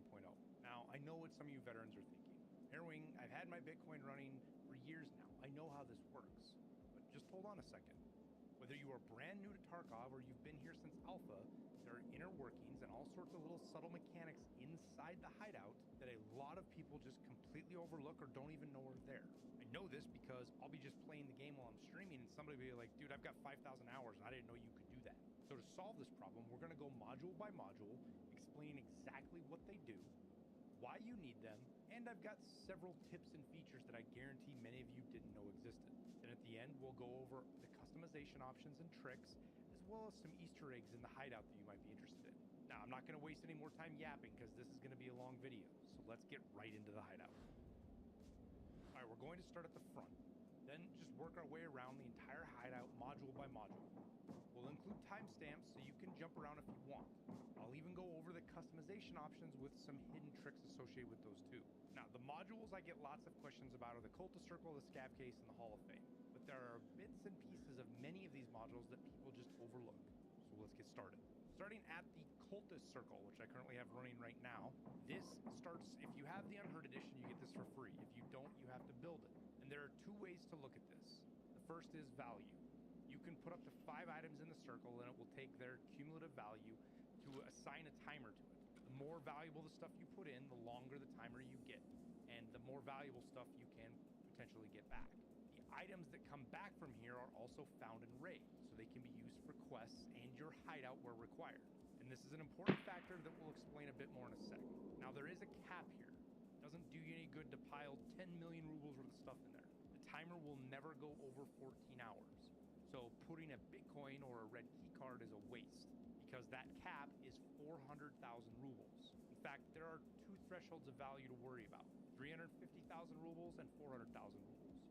At 350K, you get 14 hours every time. At 400K, you get the 14 hours, but there's also a 25% chance that instead of the 14 hours, you will get a 6-hour timer. This 6 hour is important because if you get a 6-hour timer, the rewards will fill in things that you need for tasks or to upgrade your hideout. And right now we're sitting here, I'm on a 6-hour timer, which is why it's about halfway done and we got about 3 hours left. Now, as an additional mechanic, this little drop down, I can't do it right here, you can boost this chance of getting a 6-hour to 40% total with a Sacred Amulet, which that can eventually be obtained from Lightkeeper himself after doing a few of his tasks. It's something you can buy off of him. It's pretty expensive. And it will consume the amulet with each use, even if you don't get the 6 hour. Now, the value, this 300K, 350K, 400K thing is a tricky thing. It's not just what an item like sells to the vendors or what it's on the fleet. It's a hidden value, of course, that you can't see. Cool, right?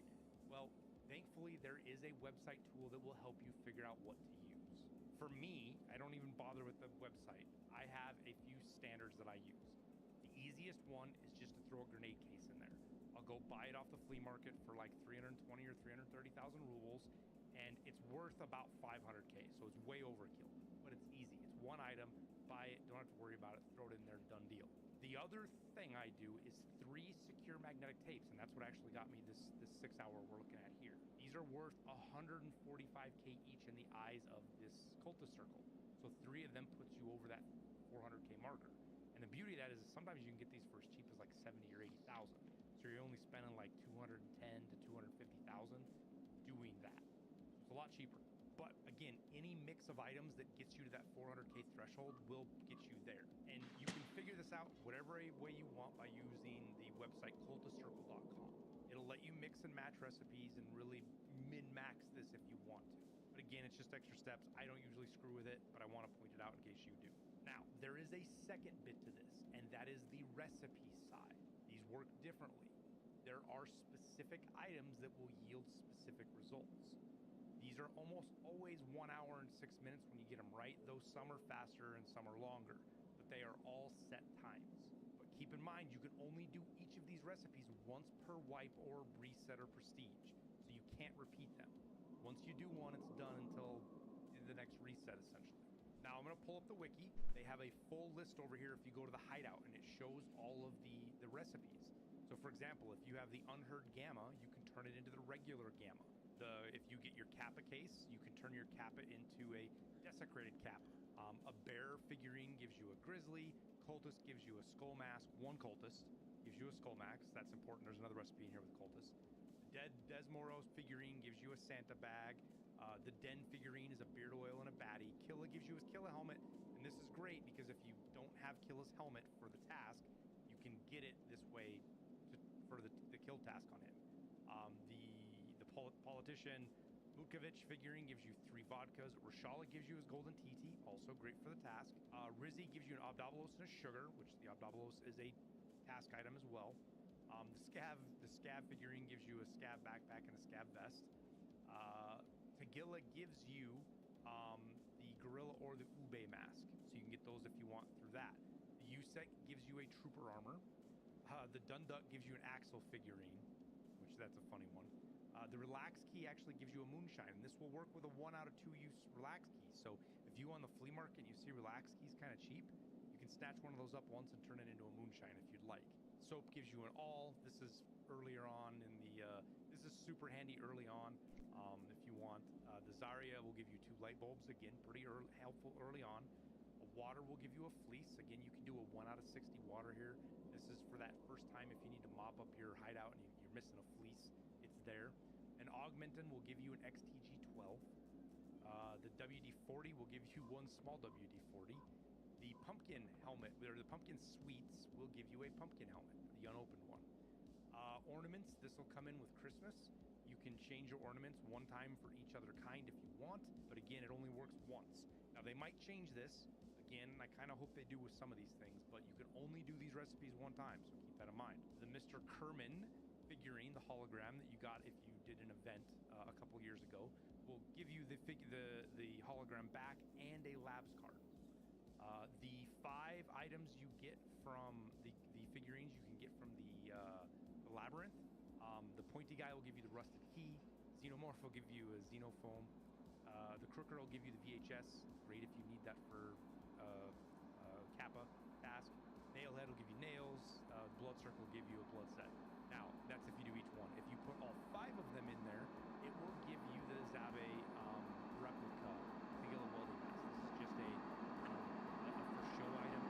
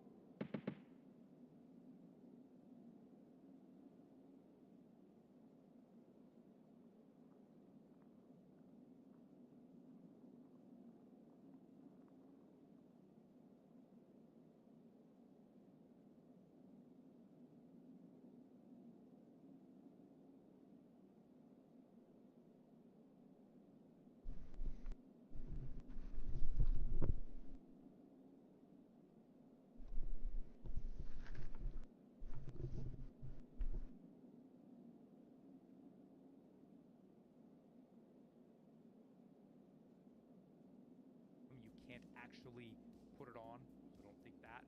But it's kind of a cool thing to put in your hideout if you want. Now, if you need a cultist knife, if you put 5 cultists in there, it will give you the said knife, but only once. Again, it's only a one-off, and it's an 11-hour and 6-minute deal. Like I said, most of these are an hour and 6 minutes with the exception of a few. That one I just showed you, this one's 6 minutes here. That's a real quick one to get your secure container back. The Kappa one is an hour and 6 minutes, so if you're going to do that, you're going to be without your secure container for that little bit of time. The LEDX will give you a blue folder. This depends on where they're at. This can be useful for a couple of tasks.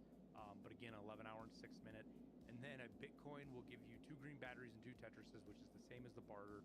11 hours, 6 minutes. Kind of a funny recipe there. Now, more of these might be added in the future. This is where we're at. I suspect that we will see recipes added. This is kind of a fun side thing that BSG can do. And people get a kick out of discovering them. So that is the Cultist Circle. Now, next up, we'll talk about security really briefly. It doesn't do anything. It's just a gatekeeper for other modules and upgrades, and just requires you to upgrade this to get to them.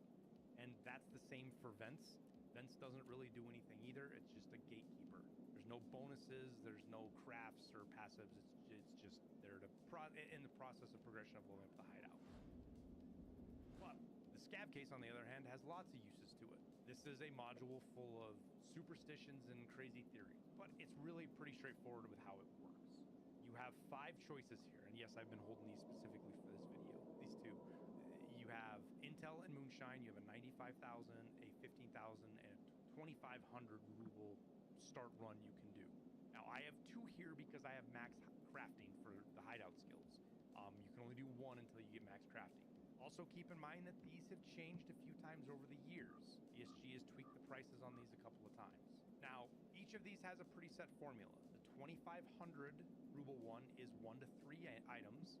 The 15,000 is 2 to 4 items. 95,000 is 2 to 5. Moonshine gives you 4 to 6, and Intel is 4 to 7. Now, it is true you can still get crazy keys and good items even out of the 2,500, but the odds are insanely low.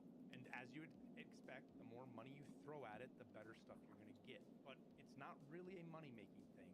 We've done a few studies on this over the years. We've analyzed hundreds and hundreds of case polls and tried to get enough data to be statistically relevant, but it's hard.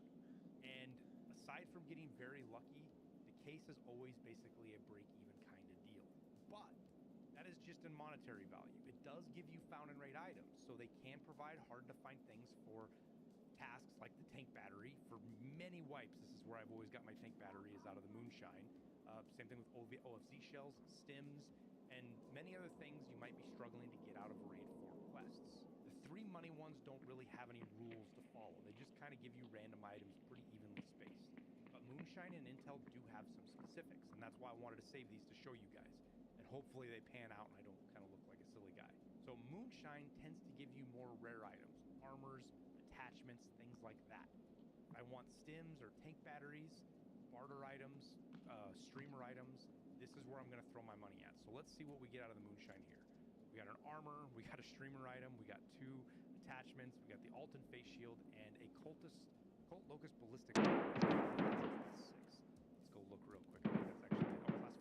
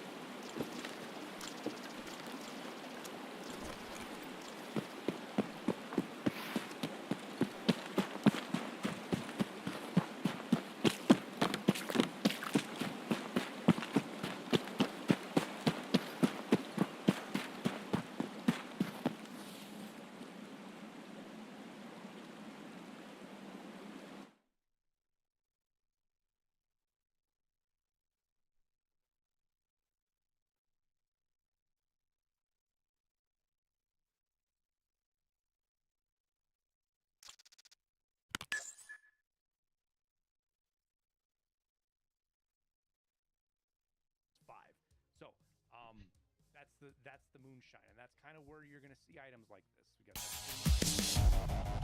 now Intel. This one leans heavily into keys and weapons. You'll get all sorts of stuff here too. You can get keys out of the moonshine. You can get armor and attachments out of the Intel, but they do lean in these different directions. And Intel is definitely heavy on keys and weapons. And you'll get all sorts of different kinds of keys, some valuable, some not, along with more guns than you'll usually know what to do with. So let's collect that and see what we get. All right, so we got an AK-308, pretty good find, a G36, whatever, and an ASVAL, also a pretty good pull. Got a diary, a Geiger-Müller counter, and a 204 key. Not great, but I've gotten everything. I've gotten aspect keys out of here. Pretty much everything's on the table, key cards, the whole 9 yards. So we'll receive that, and like I can say, I can do 2 of these. We'll just start, like my 95 case is, if you might be noticing here, it's 50 mm, 9 minutes and 3 seconds. That's probably a lot lower than yours. And that's because this is reduced by Scav Karma / fence reputation. Now, I admit some of you guys might be higher than me because I'm not like way ahead on my Scav Karma. We'll go look at fence here. I'm at 4.56. Some of you guys are 7 or 8 or 10 already because you guys really grind it. But this is one of the benefits of getting your fence rep up or your Scav Karma. The higher that gets, each increment, 1, 2, 3, 4, 5, and then it maxes at 6, it reduces the duration that this takes to come back. And if you go negative, like if you go actually negative 1, 2, 3, 4, these timers increase, so it'll take longer to get stuff back. So I'm just gonna roll these 2 here just to show you guys I can do 2, and that's how it is. Now next up, the stash, right?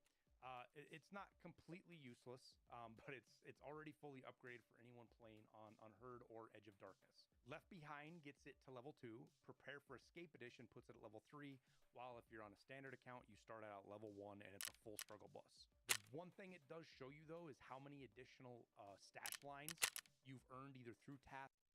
I killed 2 guys. I killed 2 guys and then just left.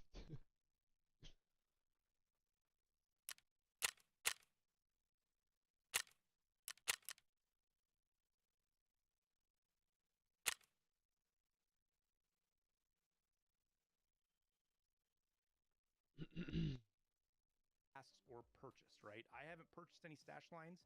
These 2 are from the event, the same one where you get the Kerman Cat. We were given 2 stash lines as a part of that. But if you buy any, it'll show them here as well, which is why this also shows stash upgrade is available for purchase on the website. So let's hop into the hideout now and actually walk around. If you saw that I hit enter, there's 2 little tricks here I want to show you guys. First up, if you want to hit the I key, it'll make these icons disappear. So you can get a little bit cleaner if you want to do screenshots or be a little more immersed. That is there for that. You can also right click and turn on a flashlight, and it makes it easier to see some of the stuff that's kind of shaded or darkened if you're trying to look around, look at some of the Easter eggs, which we'll talk about those a little bit later. But let's walk over to the laboratory and take a peek at that and talk about this real quick. This will be our first crafting module that we're talking about. This is also the only module that can craft with the generator turned off. That means you can do things here even without fuel. The level 1 is also required to be able to use armor repair kits. That's what unlocks this right here. So you won't be able to use an armor repair kit till you have a laboratory built, even if you have it in your stash. And then it has I say a hidden bonus, but these are the passive bonuses we're going to talk a lot about in a lot of these modules. As you level it up, it reduces the cost of using repair kits specifically. At level 2, you get the first one of these, and it's a 3% reduction base. This is boosted by hideout management. That's why mine's higher. And at level 3, this goes to 9 total, which is why I'm at 4.6. Is because of the bonuses of hideout management. Once I max it out, that'll end up being 14.5, I believe. No, 13.5. 13.5.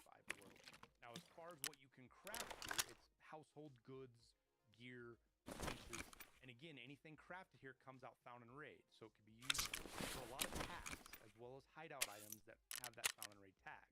And that comes into a play for a lot of items in here. There's stuff for the contour, as well as you've got your hoses, all of that stuff. And if you're looking for something specific, this is something I want to point out, you can actually search in all of your crafting modules. So this will limit items to the production you're searching for. So if I'm looking for hoses, if you're looking for bleach, if you're looking for fabrics, obviously all the fabrics will show up now. This allows you to quickly get through this and look for an item. And there's also this favorite feature, which I have these 2 favorited here. So if I click this, it keeps these items at the top so that you can always see them when you first come in. And it's just as simple as clicking that little heart button. And what this does is it also will highlight these items as a wish list if you have this item selected in your settings.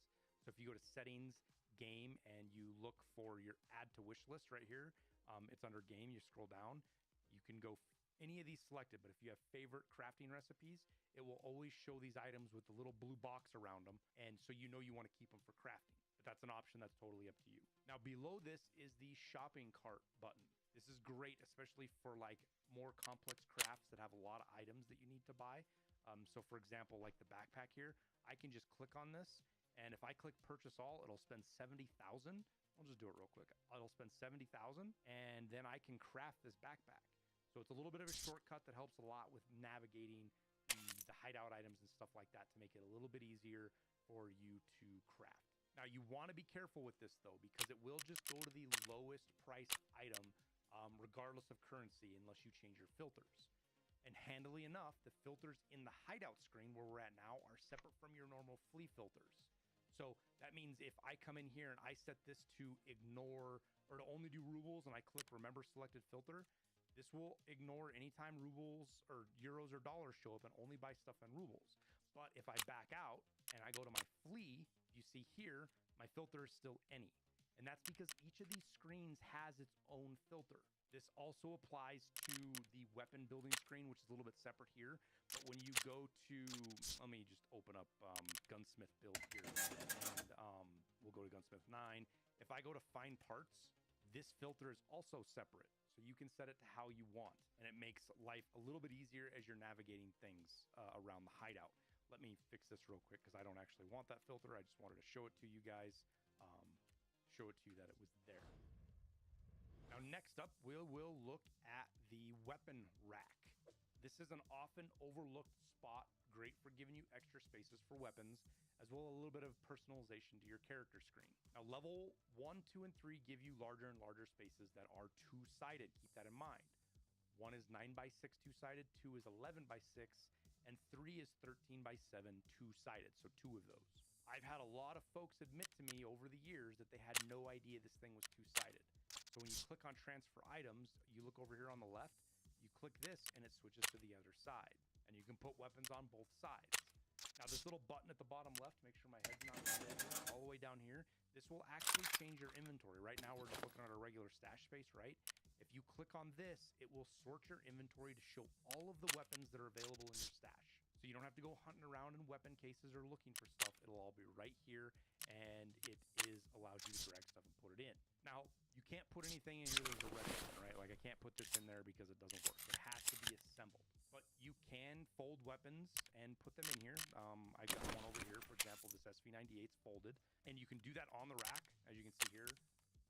Maybe you can't because my head's in the way. You can see here I am folding and unfolding this MP7 in my chair a little bit. So you can do that in the rack if you want. You don't have to do it outside. However, any modifications you do to the weapon, you will have to do outside the rack. Like, for example, it doesn't want me to pull the suppressors off or anything that's on the rack. Now, the biggest problem with the weapon rack is often that you forget you have guns here. So I tend to use this as kind of a trophy rack or a place to show off some goofy builds. Or like right here, it's a trophy rack. I've got all of my Timmy MPXs that I have gotten off of players that I've killed this wipe. But if you didn't know, you can actually have these show up in your profile. And that happens by coming here and right-clicking. I'll remove that one, but you display in profile and this little heart highlights. And what this means is when anybody looks at your profile, they'll be able to see this weapon. And you can do 3 builds, I believe. 3 weapons on your profile. Now, as you can see here, they show up on my favorited weapons. And the interesting thing is you can do builds out of this. So if you open up somebody's profile and you see their gun, you can actually go to you right-click on it here and go to Edit Build, and it'll open the build screen. Now, I've got the hideout in the background, so it looks weird. But then you can save as, and then save the preset. So if they have their preset up on here, you can use it yourself. You could do all sorts of stuff with this with your buddies, for example. You could put Gunsmith builds in here so your buddies can quickly do it, or just do it to show off meta builds to the world. Or like my favorite, I call this the Tusken Raider rifle because it's a shotgun that you snipe with. It's kind of funny, but that's just a silly build to put in there. are out of that, let's go look at the shooting range, because this is one of the interactive ones you can do. Now, as you level this up, you get more and more targets from level 1, 2, and 3. But we're going to talk primarily about level 3 because this is where all the goodies are at. The range also includes a 10% base buff to leveling of combat skills. If you don't know, we'll go look here real quick. We'll pull them up. These are basically all your weapon skills, pistols, assault rifles, things like that. But also melee, aim drills, and you can't see it behind me here, but troubleshooting. All of these get boosted once you build your shooting range. But let's talk about the meat and potatoes of the range. Let me enter, and we'll go here real quick and look. So you have 3 sets of targets here, and the first ones we will talk about are the hanging targets. I'm going to try out my weapon, and this is what the shooting range is all about. These are prop paper targets, and they do show your hits, where you're hitting, bullet holes. So they're great for, checking height over board, various little things like that. They are ranged at 6 meters, 14 meters, and 20 meters. Now you can set them on this gray box here. You can set them to move at 3 different speeds. Let me go to speed 1 real quick. That's speed 1, speed 2, and speed 3.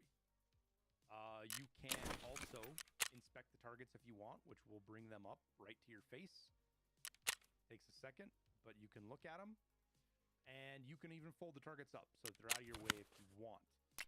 If you want to clear the paper off, as you can see here, right? We got lots of bullet holes on all these. You come over to this sheet right here and you replace targets, and it puts new paper on everything. This also applies to the targets at the back, but we'll talk about that in a second too. This is also the first place we'll talk about customization, because this is the first one that you can really do it with. If you come over to your customization tab and you come to your targets, as you unlock targets, and you do this through tasks and various things in the game, there's some that are drops, like the Twitch ones and things like that. But you get these unlocked, right? And you can change them to any of these you want. Customization based on things like this one here, you get Prestige 4, you get a dartboard, right? But we can go to this one, and then your targets are customized. Now let me move these back here real quick and get them backed up. We'll fold them up and get them out of the way. You also have poppers. These are at 5, 13, and 19 meters. And these can also be lowered to get them out of the way, just like you can raise the other ones, but they are reactive targets. So if you turn them on, whoops, not turn off training, sorry. If you turn on the poppers, when you shoot one, it falls down and then stands back up. Now you got to hit the circle. If you hit down here, it obviously doesn't work. You got to hit the circle part of the target. That's the only thing with them. Now the training option itself, let's turn that on. I'll reload here real quick. This sets up a training program, and what it'll do is it'll randomly turn up the poppers as well as make the hanging targets move as well. So you shoot that, and as it goes through in cycles, it's going to count score, right? And this is kind of based on how long it takes you to shoot the target, how long it takes you to react to it. And this includes the hanging targets. These things are going to drop down here, and they're moving, so you got to hit them. And it's a little bit of an aim trainer, and this is actually kind of helpful. But we will turn off the trainer. This here is your current score, and that's your high score. That's what those two are in Russian, if you're wondering. So give that a try. It does help. It lets you kind of get used to a gun before you go into raid. Your ammo doesn't get used up here. As soon as you back out and join back in again, your kit resets to whatever it was, so you don't have to worry about losing ammo. It just resets it. Now, for the far range, let me fold all these up here so we can see all the way down. You have your 3 targets at 48 meters. Now, you can get this out to 50. We're right here. If you back up, you can get to 50 meters before it kicks you out, right? It's right at the edge is 50. But 48 meters standing up against the bench. Now, these are also shoot and see paper targets, if you will, that as you shoot, you can see here that I'm leaving bullet holes in them. But you don't have to run down and look or have magnification or anything. These cameras are actually functional right here. As you can see, our bullet holes. Let me zoom in here, and we'll look, and we'll click and shoot, and you'll see these targets actually show your impacts as you're looking at it. So kind of a cool little thing there with the shooting range. But that's that. That is the shooting range and everything you got here. Moving over to the workbench. This is kind of the workhorse of the hideout. Building this at level 1 unlocks the ability to use the weapon customization screen, which is the build screen, as well as unlocking the weapon repair kit ability, similar to how the laboratory works with the armor repair kit. You can't use it till you get this, but it also has the bonuses too. At level 2, you get a 3% reduction in cost and a 9% at level 3, again boosted with hideout management. Now this module has the most crafts in it. It lets you craft everything from ammo to grenades, weapons. You can do other crafting items and barter items. There's tools. It's used to open up the arena crates, for example, and it even has like a thermal craft in here. I think where's the Reap IR right here. You get the Reap IR craft even. There are tons of items in here that you need for tasks or found and raid hideouts, so don't hesitate to look in here if you need something. It might just be here, and instead of hunting around and raid for it, it turns into a simple craft. Now the Intel Center, this is something that got some interesting new stuff added with 1.0. Namely, you've got this laptop here that you use to contact Mr. Kerman, and a radio for talking to Voyevode, the Bear Squad, the Bocce Bear Squad, and both of these are part of the storyline. Now, as for passive buffs, you also get some really powerful ones here. It's some of the best in the game, and this is especially after you get hideout management leveled up. At level 3 with 40 hideout management, where I'm at right now, my scav cooldown timer is 49% faster. I can almost run back-to-back scav raids right now with no wait time, because this adds on to the reduction you get with scav karma as well to your scav timer. It also boosts the money you get from tasks, and makes your insurance come back a little bit faster. And the biggest one of all probably being the flea market fee reduction. This is going to save you a ton of money, and this only kicks in at level 3 Intel Center. Once I get max hideout management, this will be a 45% reduction, which means the listing stuff is so much cheaper than most other people. Now, as for crafts, this thing is used, there's a ton of storyline stuff in here. A lot of these cards and items are all used for storyline. It's where you craft you program your DSPT, all of that kind of stuff. But it also does have some of the harder to find intel items. You can actually craft intel. There's Vertex, the SAS drives, thumb drives, maps, all that kind of stuff is in here. Now, some of the more complex crafts require these books. You have the advanced electronic stuff, and then what's the other one? Where's the other book? Maybe it's not in here. Maybe that's only in the med center. But you can get those books on Labs or from Lightkeeper through some of his tasks, and those are needed to do like the graphics card craft and the RFID craft. Now, next up, basically attached to this, is the Bitcoin farm. This is a passive money generator. Now, I don't have level 3 yet. I am 4 CPU fans short from sending the upgrade. But at level 3, it allows you to put 50 GPUs in there. I have 25 in right now.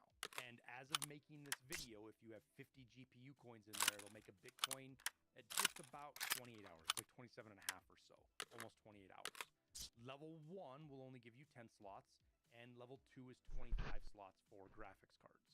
Now, of note, GPUs you put in here, they don't have durability, they don't burn up or anything like that, and they don't lose their found and raid status when they're put in here. So if I come in, let me see here, if I click on this, I can remove Bitcoin, or remove graphics cards, and you'll see them click out of here. I think some of these should be found and raid. Yeah, I see these are found and raid. So all 4 of those are found and raid. So it doesn't lose its found and raid status. Once it goes in, you can pull them out if you need them for a task or something like that. And that's that. Pretty straightforward. It just generates Bitcoins. Now, quick note about illumination. This is kind of a lot like securing vents. It's mostly a gatekeeper. There's no passives here, but it does have some uses. So if over here on the left of your hideout, you can change your lighting to anything that you've had. So if your level 1 is candles, level 2 is the incandescent lights, and then level 3 is the overhead lamps. Also, once Christmas comes around, the Christmas lights are turned on and off right here as well, if you want those or you don't. And the Halloween effect, which all of the Halloween stuff that shows up, you can turn it on or off on this as well. So that's where this gets done. Now, the water collector, this is an interesting module that has gotten some love in recent months. Originally, it was only used to burn up water filters and generate super waters, and give you your passive bonuses as well. But we now have additional crafts in here that are very helpful.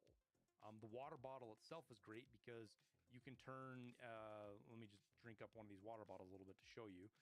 You can drink a water bottle down, almost use it up, but not quite all the way, and then come in here and craft it and turn it into 60 out of 60 in pretty short order. So don't drink your bottles completely down.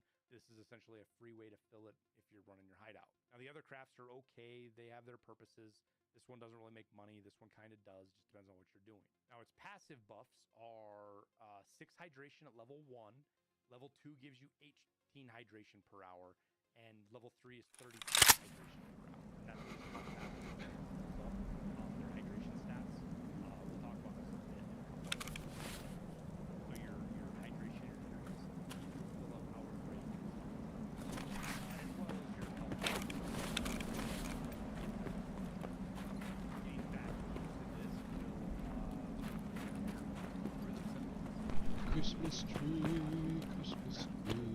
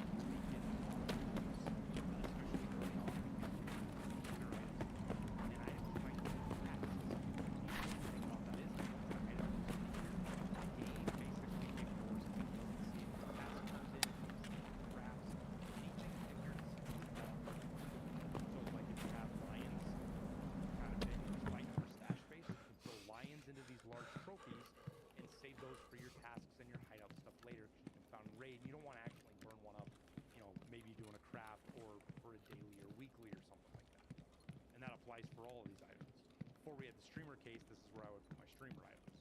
And like right now, I'm just using a whole ton of random things. Now for the dog tags, where you get your skill points, combat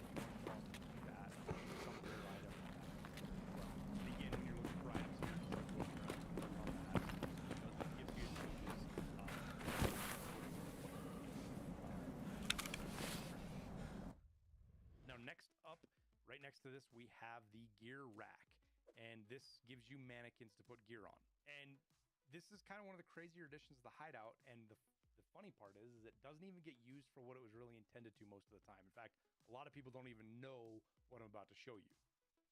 This basically ends up being a stash expansion. It does have some restrictions, but it's kind of like the weapon rack. You put stuff in here and you can forget about it. Now, each level gives you a mannequin. So level 1 is 1 mannequin, 2 is 2, and 3 is 3 mannequins. And each mannequin acts like a PMC. So you can only put gear on here that you could put on your character. So for example, if we come in, let me grab some key cards. Where do I got those buried? Right? So like if I have labs key cards, it'll only let me put 1 on it, right? So that same thing applies to your mannequins, these kind of rules. And that's because of what this thing is actually intended for. So I can put 1 lab card here, but it won't let me put a second one. And that's because these mannequins are intended for like a quick gear swap. They're meant to let you put on kits quickly. So for example, I've got this mannequin 3 emptied out, and it took me a long time to do this. And it's going to be even more a pain in the ass because all these guns and stuff we got. But Nada más, nada más. you can actually put a kit on this and then swap it to your character very quickly. And I'll show you, for example, what I'm doing here. Let me actually grab something off of my insurance because we'll use it. Make sure there's not anything else in here. Doesn't look like it. I have a preset. I built some presets for hunting cultists. So if I come in here and I click equip, I can buy all of this stuff. It's going to spend the 280,000 if I have stash space. I don't know if I'm going to have stash space. We'll see. We'll go through here and see if it actually works. It did. Okay, so now I can equip this. We'll ignore that armband. And now, well, funny enough, that's an old bug that's back. Don't do what I just did. I just froze my game up. So we're going to Alt F4, power of editing, and we'll be right back. Okay, so we made a mess of our hideout, and it's going to be a pain in the ass to deal with this, but I can show you how this works anyways. It's so Tarkov that you try to use something and it doesn't work, and I'm actually kind of glad it did it in the video so that you guys don't get hung up on this bug like I just did. But we'll hop in, we'll throw some stuff on the mannequin real quick and just swap kits so you can see kind of how it works. So now that we have all this kind of gear on here a little bit, right, just to show you an example of it, if I click on this and click on mannequin 3, that's the one we have set up, right, and I click exchange, all of my stuff I was wearing is now on the mannequin, as you can see, and the gear I'm wearing is what was on the mannequin. So what you can do here is you can pretty much put together kits, have them on your mannequin, and then quickly put them on if you want. A lot of work to it. It's not super worthwhile. That's why this just gets used as a stash space, but I wanted to point it out because people don't even know that mechanic's there. Let me put my stuff back on real quick.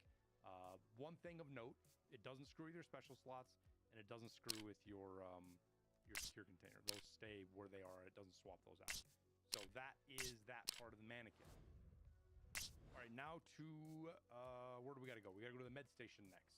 This module provides a passive health regeneration of 27.4 hit point an hour at level 1, 82.4 at level 2, and 173.5 at level 3. This is boosted by my hideout management right now. I'm at 243. And this can use to save you a little money in healing. All of my modules together right now, it's giving me 840 hit points an hour, right? And this will deal with my hit points, not my bleeds, anything like that. But because of this, my PMC will heal to full health in about 16 minutes from a normal death, or 32 minutes if I team kill myself, or if I get team killed or I kill myself, right? Because you have 0 health when that happens, and you have half your health when you die regularly. So that's kind of cool. You could, if you die, you could go on a scab raid, and you don't have to worry about spending money to heal your character. Now, the med station crafts is exactly what you think it would be. It's meds.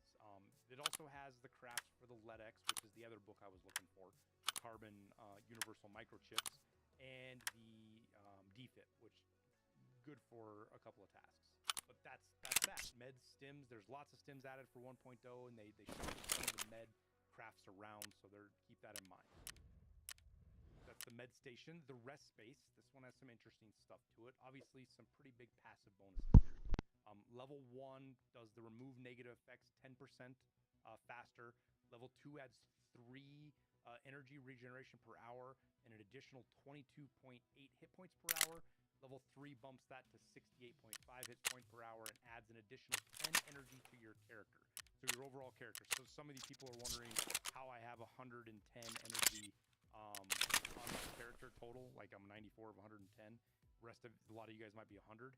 That's what gives you that extra 10 is the rest space 3. There's also now a DVD slot in here that I don't know if it's going to get used anytime soon.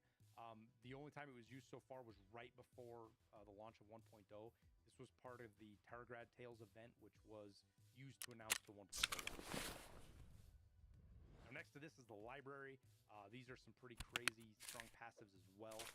This is an increase of raid experience of 15% base, 20%, 1% for me right now, and increases how much you get from skill, how much leveling you get from practical skills. So practical skills, let me pull these up here for you real quick so you can see them. That is special. Practical skills are surgery, covert movement, search, mag drills, light vest, heavy vest, weapon units, crafting, and hideout management right here behind me. And that's where these come in huge, is helping you level up crafting and hideout management way faster, though it does apply to all of these. So pretty good passive boost. Takes a bit to get it built, but it is super helpful, especially for crafting and stuff like that. It's heating. I almost skipped it. Heating is another simple passive buff provider. At level 1, it does 2.4 energy. At 2, 7.2 per hour. And at 3, 14.4 per hour. And as well as giving you the remove negative buffs effect of 50%, which is 70% because of my hideout management. Then you get 10 or 12. All in all, this ends up being like 85, 90% once you get max hideout management between the two effects. And that is with removing bleeds and stuff like that from your character after you die. It does not remove breaks, though, or the cultist poison. Those have to be removed with meds or through pain therapist or whatever. But now the air filtering unit, what I was talking about. And this is one of the more question modules because of its history and some of the bugs it had in the past, plus how confusing it works with the diminishing return mechanics and stuff like that in the game. Now, once this is built, you have to put these FP100 filters in it for it to work. You can put 3 of them in here. It works just like the water filters and fuel cans. Now, with a filter installed and power has to be on, it provides a 40% base boost to leveling of physical skills. And we'll go look at those real quick. Those physical skills are obviously endurance and strength, the 2 big ones that everybody worries about, but also vitality, health, stress resistance, metabolism, and immunity. Now, this is helpful, but how helpful is dependent entirely on the specific skill. For strength and endurance, for example, it doesn't help hardly at all, simply because of how fast you hit diminishing returns for those skills while you're in raid. And it's the same for metabolism. But it does help quite a bit with these other skills where you don't usually hit diminishing returns each raid. On top of that, the filtering unit does not apply to the gym or arena skills either. So like if you go level strength in arena, it doesn't level. This doesn't help that leveling process. And I get asked that a lot, so I just wanted to make sure to mention it here. Now, if you're on a budget and you still want to use this, you can pull filters out like I showed you, so you're not using them and you're not burning durability, because they can be kind of expensive. These can be $350,000, $250,000, $350,000 in price. All right, we've been going here, but we've about got through the whole thing.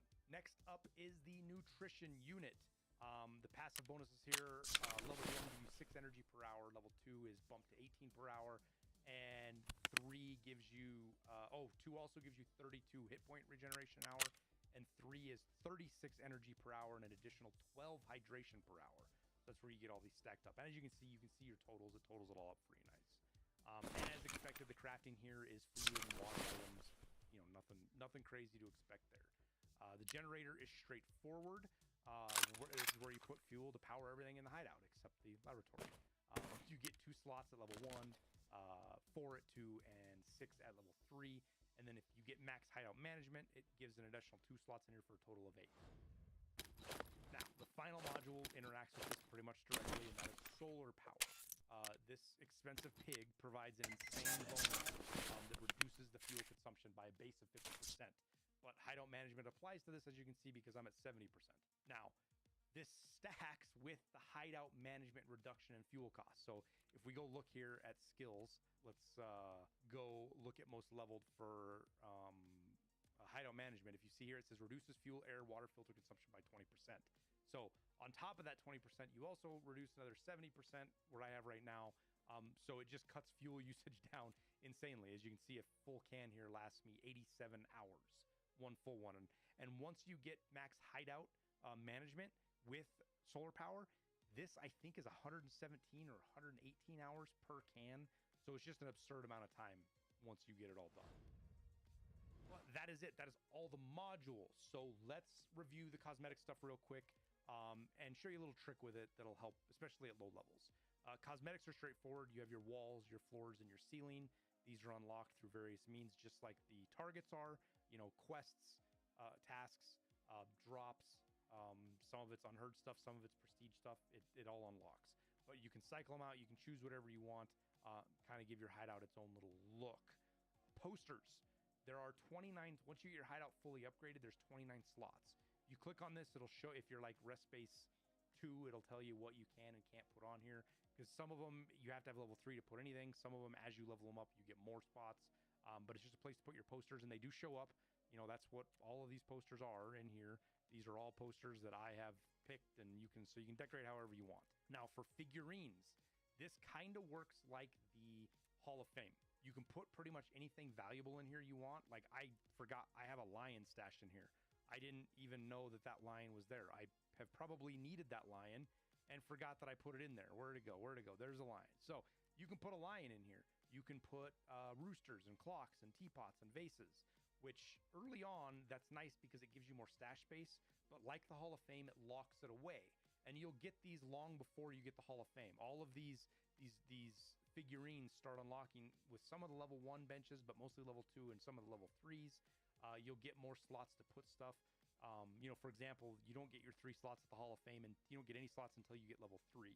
But at level 1, I believe workbench or maybe nutrition unit, I think those give you something right away at level 1. Either way, you can use this to stash stuff away so it doesn't get lost, doesn't get burned up, and it gives you just that little extra bit of stash space right away at the low level. With that out of the way, just don't forget stuff's in there, like I forgot about that lion being in there. Let's go look at the Easter eggs scattered all over the place. There's some pretty good stuff here. Again, we'll right click to turn the flashlight on. You can actually go up to your cultist circle if you want. You can run up here and look at it. If there's items in your cultist circle, you'll actually see them. They'll actually show up here after the cultists have returned them. Next up is the cat food. This is kind of a new addition. Everybody's been talking about the hideout cat forever, so they added it up there. There's a cat bed over here as well somewhere. Oh yeah, up there. There's a cat bed. So cat stuff there. The library has some various funny books in here. You know, you have All My Friends Are Still Dead, the Time Magazine, and then Unity for Dummies, kind of a play off for that. deal right there. Now the rest space, you can actually turn your TV and radio on. If you climb up here, you don't have to climb as you can do it down here, but you turn the radio on and it plays Nikita's music, Gene Burns stuff. You can leave it on, do your thing. I just leave it turned off because it's extra noise. The TV will actually play the original trailer for Tarkov. It's on there. There might be more uses for this later. Like I said, the Targrad stuff, if you go into here, that you put your Targrad thing in, and it worked like that. But that is the little bits there that a lot of people don't realize is here. Now, when you go into the new area, you can actually physically see your hideout, your dog tags. Some of them are kind of clippy, kind of weird looking, as well as all the items you have, your Bitcoins, your figurines. And I don't know what this is for. This is for something, obviously, but they haven't added it. I don't know what it's going to be, but there's something's going to go there pretty obviously. Now, the gear rack has tons of stuff. Lots of Easter eggs, lots of goodies. There's tons of patches. You know, this is the old T-Rex arm patch, and which I wonder if they're going to change that now that he's doing his own thing again. There's all sorts of stuff. There's this unheard price thing, unabashed about what they do. Little tags. There's a fucking Cowboys jersey for some reason. I don't know why. We should be able to remove that. This bullshit that I have to have a Cowboys jersey in my hideout. That's bullshit. That needs to go away. But yeah, obviously your mannequins. I got pants on those guys and not on that one, but whatever. Outside coming here, you got your Bitcoin farm. What's interesting about this, as you saw earlier, is it shows your actual graphics cards as you pull them in and out. The Intel Center, lots of little tidbits here. You got the Bitcoin case, thumb drives, all your little Intel units, some maps. You know, you got woods and factory and just little bits of lore if you want to look through it, along with if you can get in here and read some of this stuff. I've had it translated. There's nothing crazy. It fits in with the lore of the story, but it's some kind of cool stuff applied to the game. And then last bit here, there was a little bit of a joke for a while. This isn't the last thing, but this toothpaste was super big, and some people called it an April Fool's joke. I think it was just a mistake. But the last thing that a lot of people don't realize is the very special girl poster that is inside the blue room. This is one of the most valuable posters in the game. It just shows up here, but you can find it in Raid. It's worth a ton of money, so you can put it up elsewhere if you want, but you don't have to. She's right here if you want to go take a peek for that. But that is everything. Holy smokes, what a video. So there you have it, a full overview of the hideout. Hopefully, even if you've got a few thousand hours in the game, you still picked up on some of the mechanics or a craft or something you weren't using before. The hideout is basically free money, and it's stats and stuff like that that boost you, so don't neglect it. If you got something out of this video, please don't forget to hit that like button and subscribe. It helps me out a ton and tells YouTube you want to see more Tarkov guides like this. Also, I have a specific request on this one. If you have a buddy who is struggling with money or just ignores the hideout because it looks complicated, share this video with them. It saves you from having to explain all of this crap, and it helps the channel grow. But as always, I appreciate having you guys here and hanging around, especially for long videos like this. Consuming my content's a great part of this process. I wouldn't be here without you guys. So, as always, I wish you the best of luck in your raids, and we'll see you in Tarkov.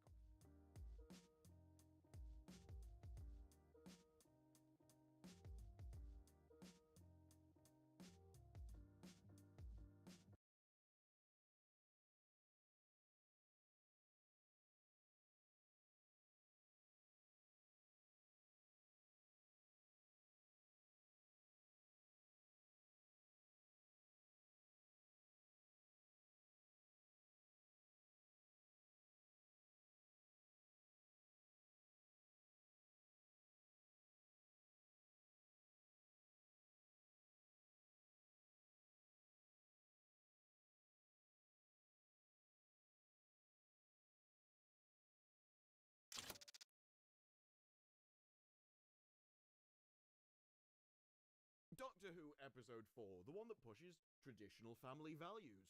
We mate at random and spawn in our thousands. We get lectured about how to talk to people who want to wipe out all of humanity. She's sushi, mate. It's kind of offensive, mate. We discover that the Sea Devils can not only change between male and female, but also control their own plastic surgery. I can regulate my body. Does that mean you can make them bigger? Because I've got to say, from the pictures I've seen, you could do with it, love. And we get to see Russell Tovey's acting range as he pretends he likes a woman coming on to him. The only thing better than her comment is his expression. He looks like he's taking a shit. Let's get stuck in. In the words of a great man, we can be heroes. Can be. Weren't there, were you? Instead, they blew up the Sea Devils, all the water rushed in and crushed everybody. For some reason, they died. I don't know why. They should be used to the pressure. But don't worry, because she can save him. But somehow, the two people at the epicenter, they're fine. So she swims through the ocean with him, giving him mouth to mouth. We have the head of unit being Neo.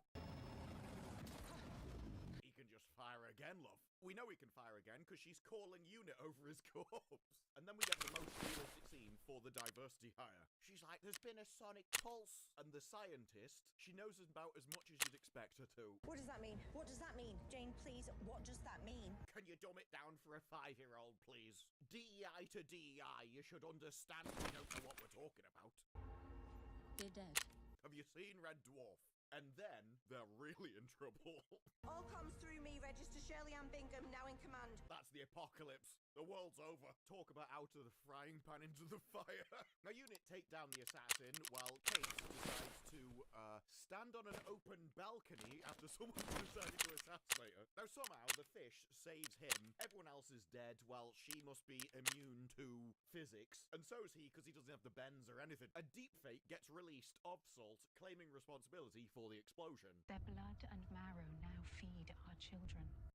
Kinda based. Our borders are defended and forbidden.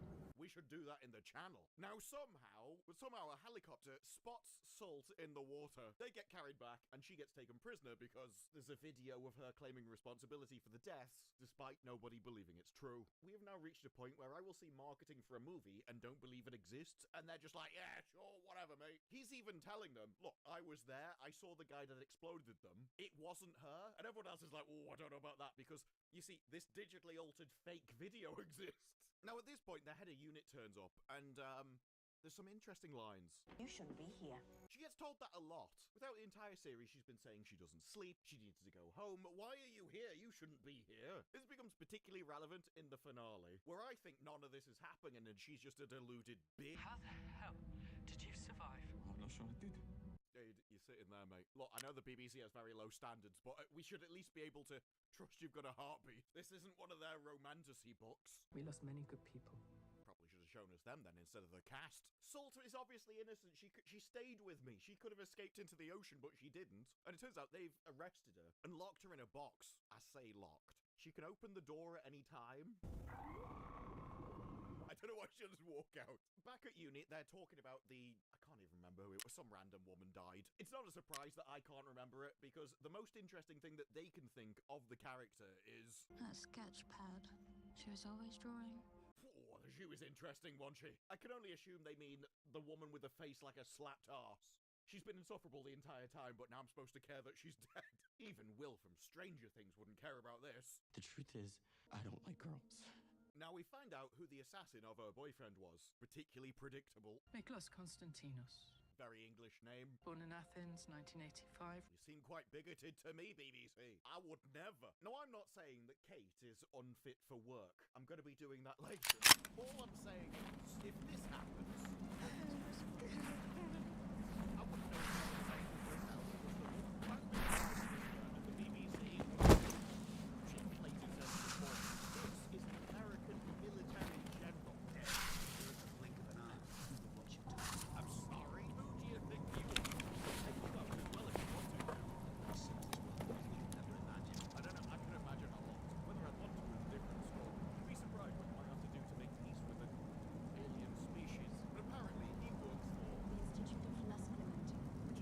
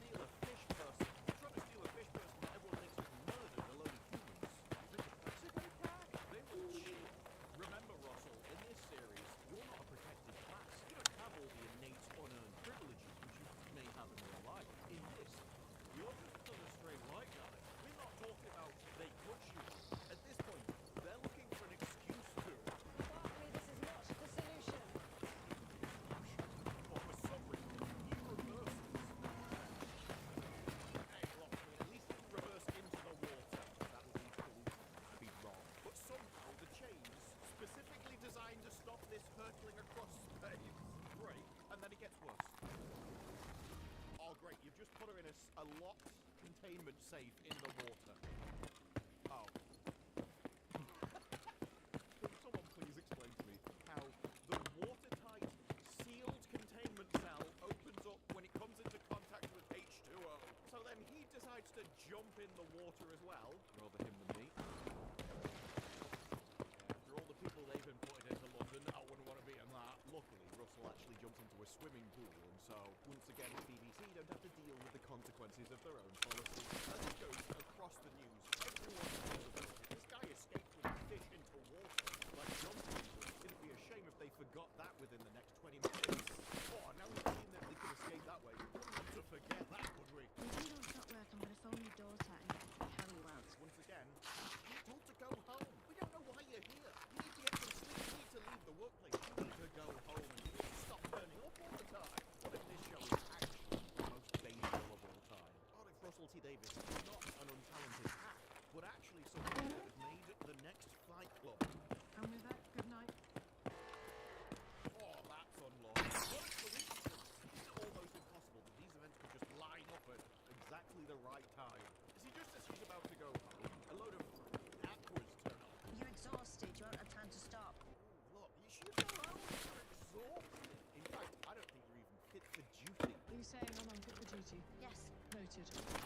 In fact, I think you're so tired. You might be inside her own head. You think I'm crazy? Just wait till episode 5. Now, these people turn up with a new one. You know the man, so you know he's angry, ready for a fight. I mean, yes, you did see Salt change. That entirely goes out the window for the rest of the entire series. I'm not joking, it's never mentioned again. But like half the plot of the entire series, they forget it exists. Much like this guy's reason for existence. Over on that mountain. Prison.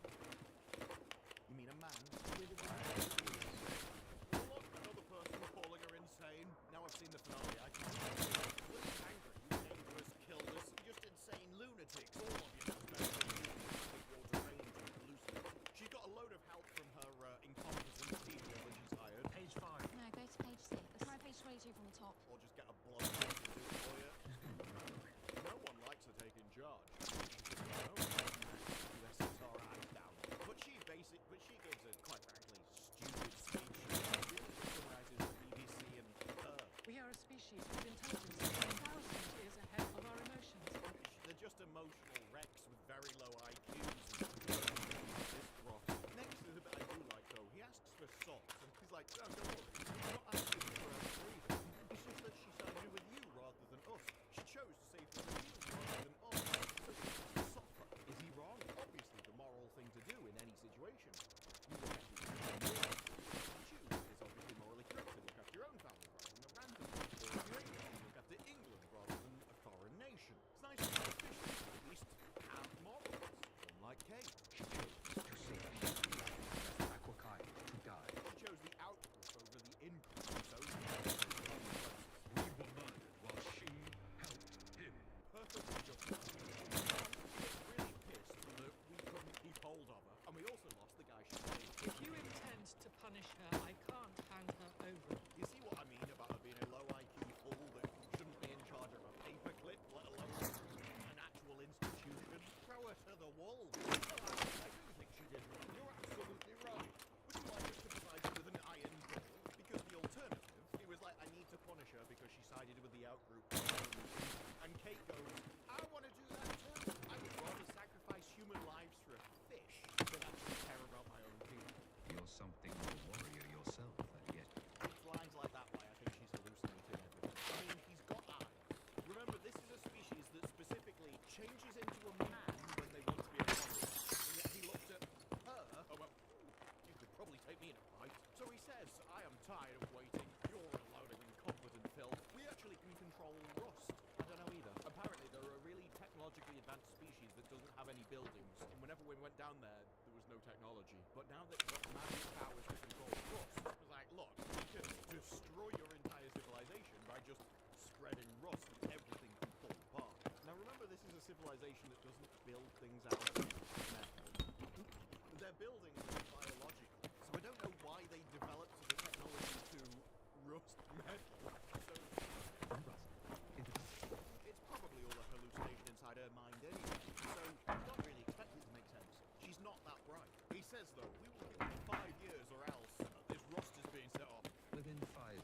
It's impossible. Make it possible. Done. Yeah, but I can't do that because I don't care. Do it. It's a shame that the only time we see masculinity on the BBC is from the villains, but it is a refreshing change. Oh, we got owned. I suppose at this point, who's going to be grateful she didn't go, we warned you, noobs. At least I can share in her mutual disgust of her legs across the room, which is really saying so that's going to be a new experience for her. I reckon I got dysentery. Are you sure that's not just the laxative thing? Probably leprosy. Leprosy? When is this set? The 1500s? B starts moaning loud, and then he realizes... Pissing lunatic. Class is fascinating. She's clearly a nutcase, and well, this is Russell. There's only one thing that Russell can do in a nutcase that can also turn into a bloke. There's a reason he got offended over the sushi comment earlier. He loves eating sushi. I cleaned you of protozoa. What will happen later? I suppose she thought once she had his protozoa in her mouth, any other distinction was academic. I took your breath and my gills filtered the dirt. Now someone far more cynical than me. I love everything the BBC produces without complaint. Would say that if your gills filter the dirt, what's your problem with the pollution? You do know you saved my life, don't they? Well, I imagine that's why she did it. All the perfect time. You're like, I know you get me alive. Is that what you call a kiss? Oh, it's quite possibly the most insulting response. You call that a kiss? This is a kiss. The pressure of two orifices sealed together increased the height Of course, it's the BBC. I never sat there watching a BBC television go, you know what, I hope they say the word orifice sometime soon. I feel that that's what I think has been missing from Doctor Who. Orifices. But she decided to come on to her, oh, you've got a strong neck, you should possess skills. That's all. You should possess skill for a man like no idea very good feelings. I made that joke in another episode. It's a joke. She's not sure it makes the best combo. I have liberated.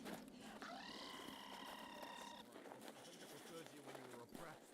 Actually quite common. Her character is all over the place. She hated humans at first. She hated land. She was like, oh, the dust, the filth. Now she loves it. Now she's liberated when she's out of the ocean. Whereas later she's going, I love the ocean. I need to get back to the ocean. I'm too English for this kind of insufferable nut. In England, you'd have some drunk guy outside going, can you keep it down in there, you stupid tart? And they say script writing's gone downhill. Oh, after that, I can understand why he wanted to shove something in her mouth to shut her up, which is coming. It's probably a poor choice of words. Psych. Suppose he doesn't have any protection handy, so he needs to know. We mate at random and spawn in our thousands. Like a lot of Londoners, really. She should move to Essex. I mean, yeah, she's blue, but bit of fake tan to sort that out. But we're capable of more. We have happiness, we have anger. Oh, congratulations, you have the most 2D things of all time. I have some feelings. We live in the water, of the water, for the water. Russell, I will buy you a thesaurus. I am begging you to be more creative than just calling everything water in this series. I think those little apes to you. Hey, that's offensive, you can't say that. I mean, they are apes. You need to stop. This is the BBC, they'll kick you off. And about on the land, like, well, like apes. It's a good job she's got really low standards and will literally mate with anyone. But after hating humanity for ages, talking about how we're all gonna get wiped out, and that we're disgusting, filthy creatures which are destroying the earth, she's suddenly really impressed with the humans. You've been to the stars, you've created all of this amazing things, you're way better than us. It's like, well, what happens if you return? Not like executed. Worse than that. They'd make you watch repeats of Cutie Gat was Doctor Who? I would swim alone. Well, at least it could get worse, love. You can take solace in that. There's a loneliness in you.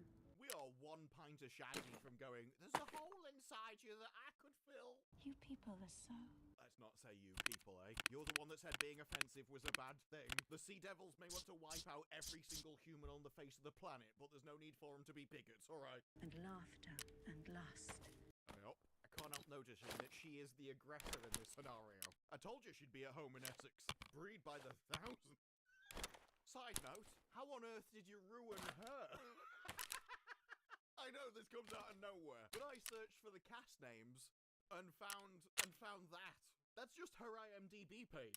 I don't know how you... Ну, начало дня уже неплохое. And a look that ruins that. But maybe this is why you don't have BBC tick boxes get in charge of, well, realising who would be the biggest law to the cast. Instead, we're about to see him get some fish fingers down him. Now, people have said Russell Tovey can't act, but I think this is exactly the expression that Russell would have if a woman was coming on to him. Just like this kind of vapid, bored, have you not realised yet?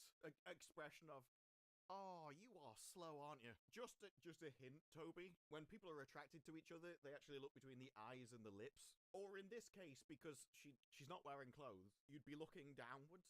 He's like, no, I've got eye contact with this, no problem at all. Russell has no problem just keeping contact with the woman's eyes. Under the sea. Under the sea. Darling, it's better down where it's wetter. Under the sea. He could feel you.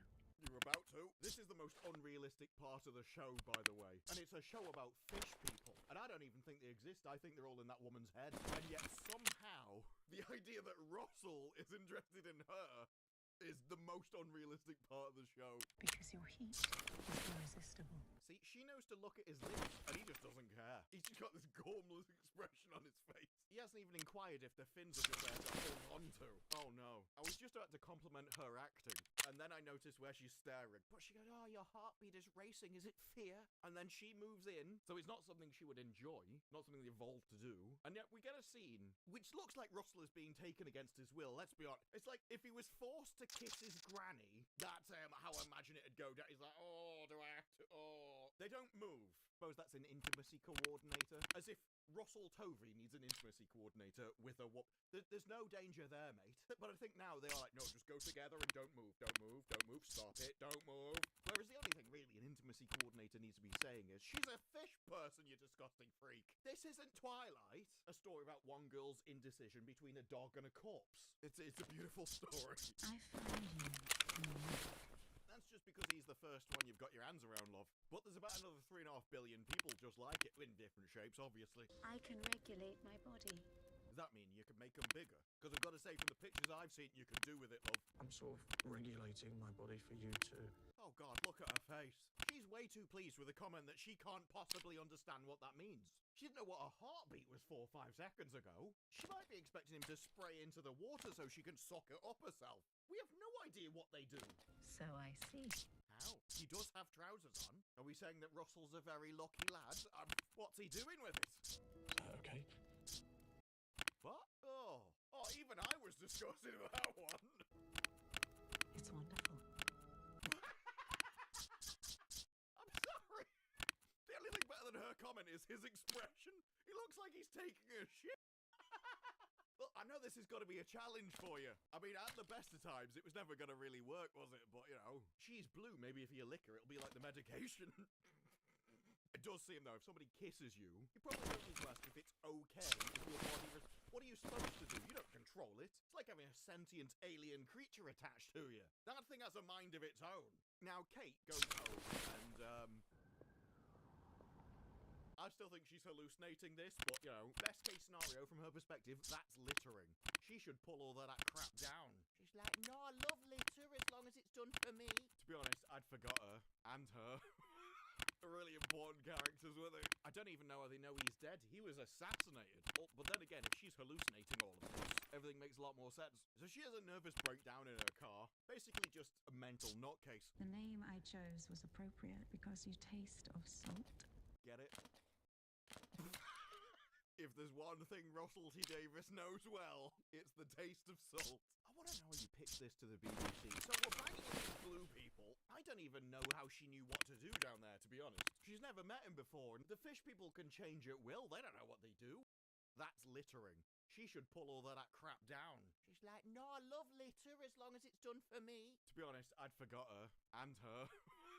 Really important characters, were they? I don't even know how they know he's dead. He was assassinated. Oh, but then again, if she's hallucinating all of this, everything makes a lot more sense. So she has a nervous breakdown in her car. Basically just a mental nutcase. The name I chose was appropriate because you taste of salt. Get it? If there's one thing Russell T Davies knows well, it's the taste of salt. I want to know how you pitched this to the BBC. So we're banging in these blue people. I don't even know how she knew what to do down there, to be honest. She's never met him before, and the fish people can change at will. They don't know what they do. Any taste of, Oh, go on. Say salmon, it's the best tasting one. I don't know. Don't say tuna. Whatever you... Don't say tuna. Horizon. Are you retarded? You taste of horizons and the movement of the ocean and the universe when it's in Pisces. The only thing that's happened is that his head has entered Uranus.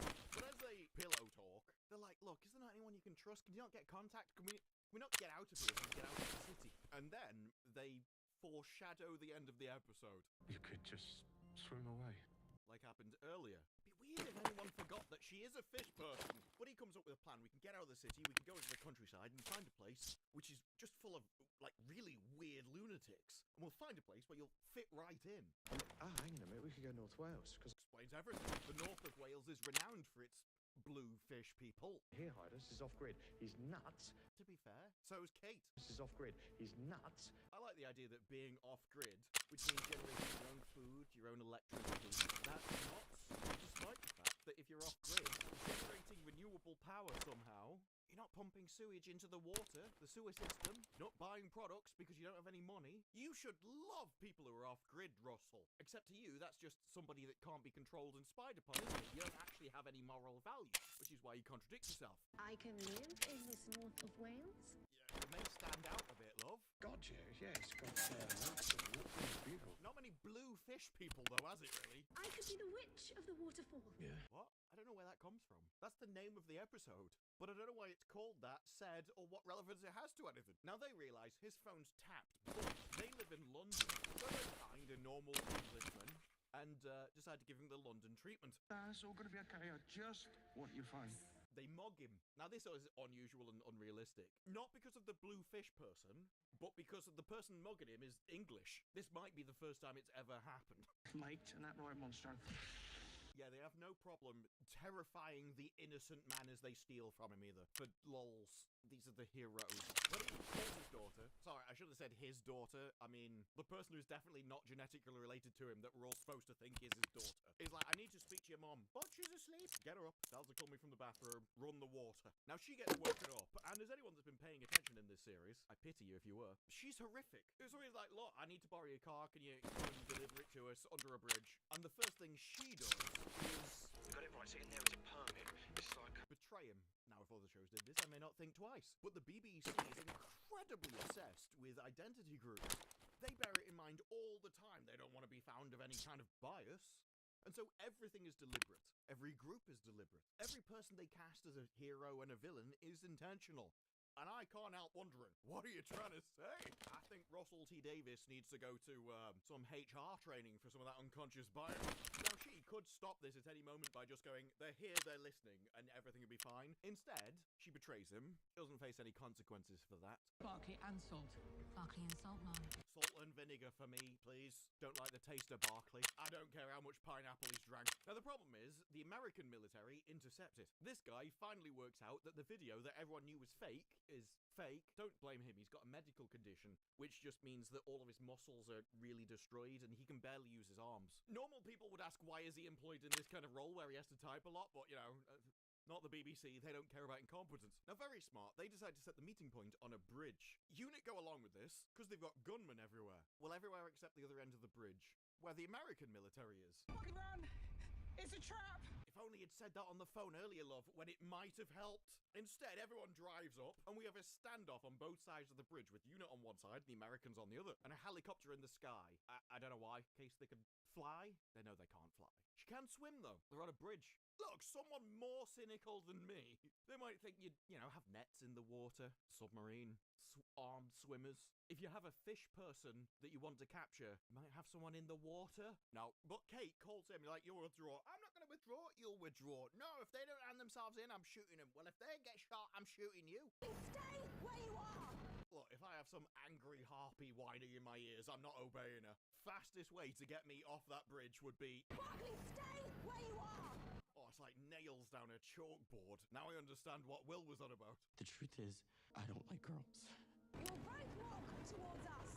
I'm going in the opposite direction of whatever that is. Now, Barkley sees his wife get taken by UNIT, Sorry, ex-wife. Although that doesn't stop him siding with his ex-wife over his new fish girlfriend, leaving her in the middle. The American is just like, look, shoot her. Unit troops target soldiers, north access quick. Bearing in mind she's not slept, she's completely delusional, and I think she's hallucinating everything. She's like, shoot the Americans! What? Even she knows she's a lunatic. Now we end with a screaming match of everyone going, stop, don't shoot, oh, don't shoot me, I'm gonna shoot you! And this is supposed to be the climax of the episode, except for the one earlier with the fish woman. If Russell Tovey could have made it work for a woman, a fish woman. Someone with an IQ above 6 might have seen that coming. The fish person can escape by swimming in the river that they're on. On my command, fire at will. They hadn't even seen Stranger Things yet, although after it, I appreciate her position a lot more. The truth is, fire at will. I don't care anymore. Hey, don't. You're a lunatic, Case. But they find out Salt has a very common power. She can be insufferable.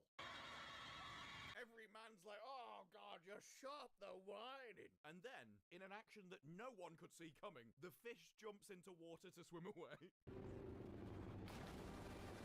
A good job I didn't write that, because otherwise I would have put some divers in the water. Never swim alone!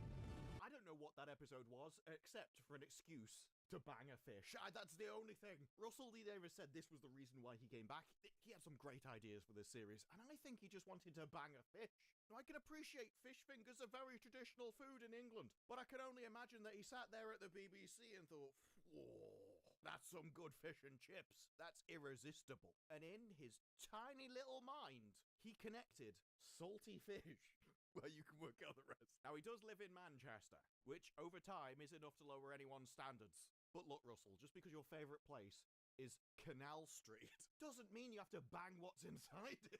What follows after this is a really deranged finale. One where we find out the truth about Kate and how she's managed to keep control throughout messing everything up. Because even before the finale, I thought she was completely deranged and psychotic. But the finale gives us proof, and I don't think it's intentional. But I think Russell T Davies may have genuinely written the next Fight Club, where all of this exists in Kate's head. And the entire fish drama, salt and all, is just because Kate has read one too many romantic-y animal books, and may have to lay off the clit-lit for a while. But those are just my thoughts. What are yours? Let me know down in the comments below. Like the video if you like the video. Subscribe for more videos like this in the future, and I will see you in the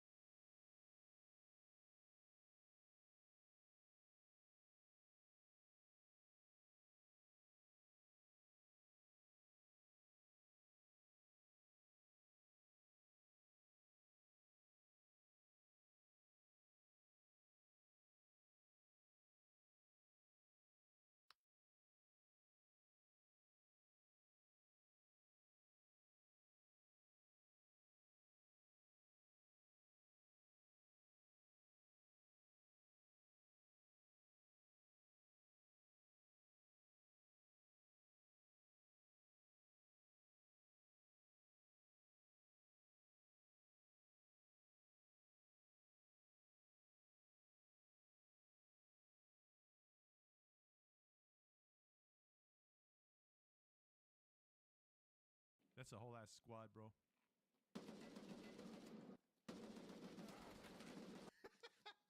Get blasted.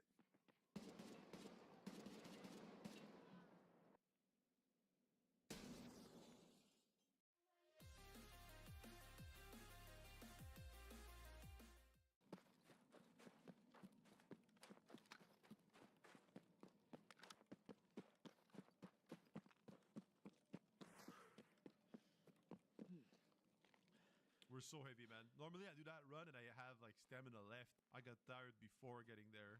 That's the Sega gameplay, bro. With the drum mags. There's someone in there. Multiple people in there. The bosses?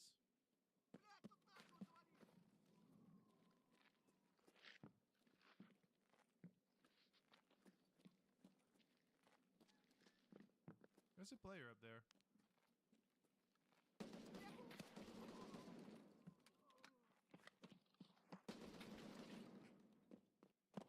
Yeah, there's a player up there. How the fuck is he like chilling with scabs? I don't know, dude. Hey, what are you doing there, bro? You're just like chilling with those scabs? You're having a party with them, or you think I don't hear you, motherfucker? Speak up. Oh, you player scab? No, we just spawned in. Oh, that transited. Oh, yo, Mr. Second Floor. Or Mr. Third Floor, whatever. He just stopped moving. He's just scared as fuck. He heard my Sega.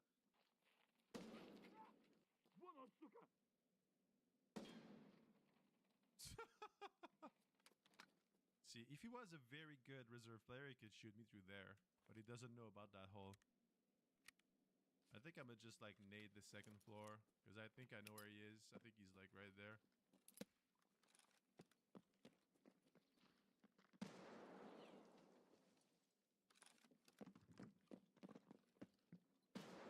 Oh, he ran out, bro.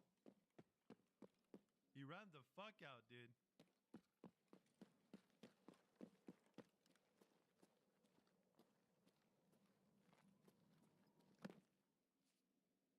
He's still there. He's still on the side.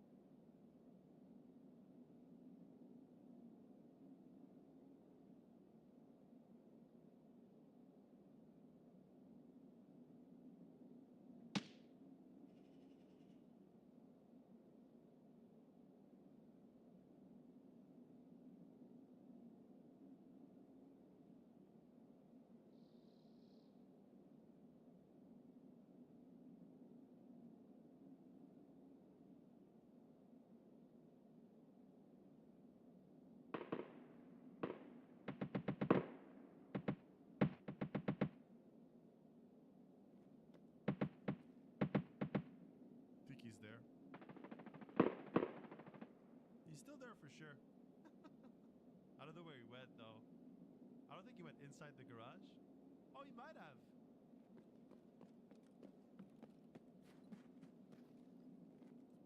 He went all the way there, I think.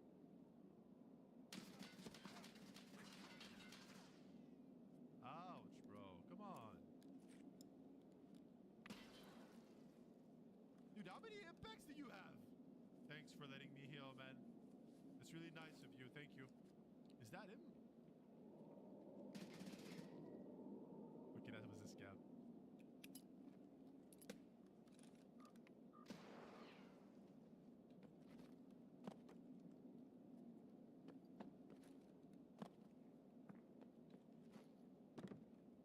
Can't see where he is. He's like in the back, right? I don't know.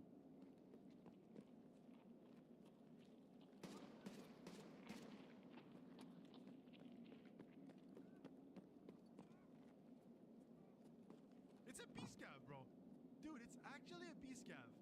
Incel, bro. The P-scav that transited. I think that's it. But he's basically like stuck there. Because I think I broke his leg with my nade there. He just ran there and he just stopped moving. He doesn't have an exit strategy there, I think. He's just gonna fucking die. Oh. That's a whole ass.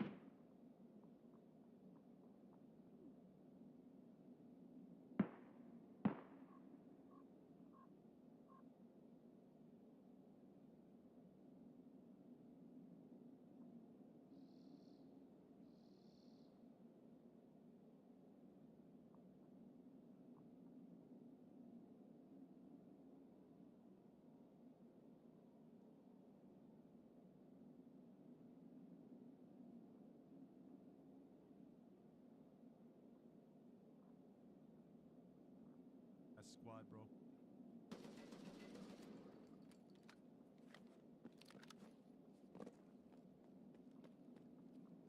I got one there. Okay, what's the plan here? Could roll it in from outside. He's gonna see me. What are my PKs at? 90 seconds? Could try to fight him, bro. It's gonna get bloody, though. It's gonna get intense.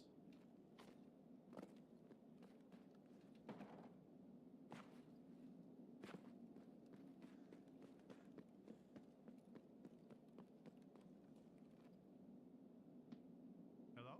How did I not see him, bro? Isn't he supposed to be right there? Is he behind these boxes?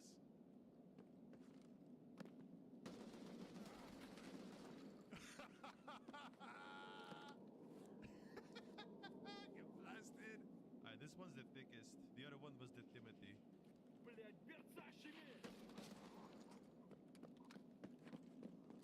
That's our boy BBO, yeah. These two guys are the VO spawns. They were just like doing some rotations here. Some teamy rotations. I wouldn't call those the chat rotations. Oh, wait a fucking minute. Wait. Who is this? And what do they think they are doing, man? Do they think they can get away with it? Shooting shots? There's someone outside. Is that the peace camp from earlier? He's moving. I wouldn't do that if I was him. I wouldn't do that.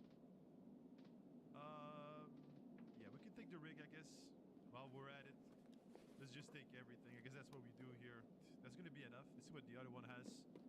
This one was a Timothy, though. It didn't have shit. Oh, at least he had that. I still got some movement there. This guy might think like I forgot about him.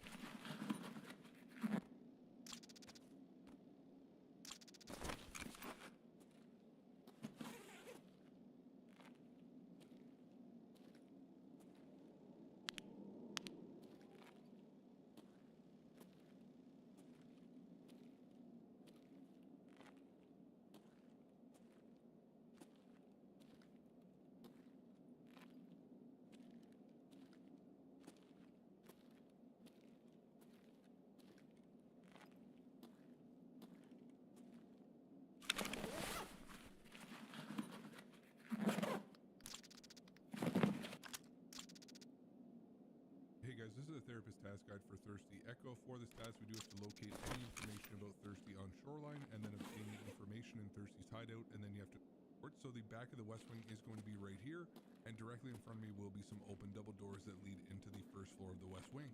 Now, once you go in through these doors, then you will have a staircase in front of you that does lead to every level, including the basement of this West Wing. So you do want to go down a level into the basement and then follow the hallway all the way around to the right, where you will see the large open pool room. And this is the same room that you did have to come to for the X Part 3 task. Now, you don't want to actually go into the pool room. You do want to go into the last room on your left before the pool. And as soon as you enter into this room, then you will get a subtask complete for locating the information about Thirsty. Once you are in here, then you will have to check 3 to 4 different spawns for Thirsty's information in his hideout. And the first spawn is going to be in the fridge in the far right corner in between the 2 bottom drawers. And apparently there is a spawn underneath or on top of the table or on top of the chair here just behind me.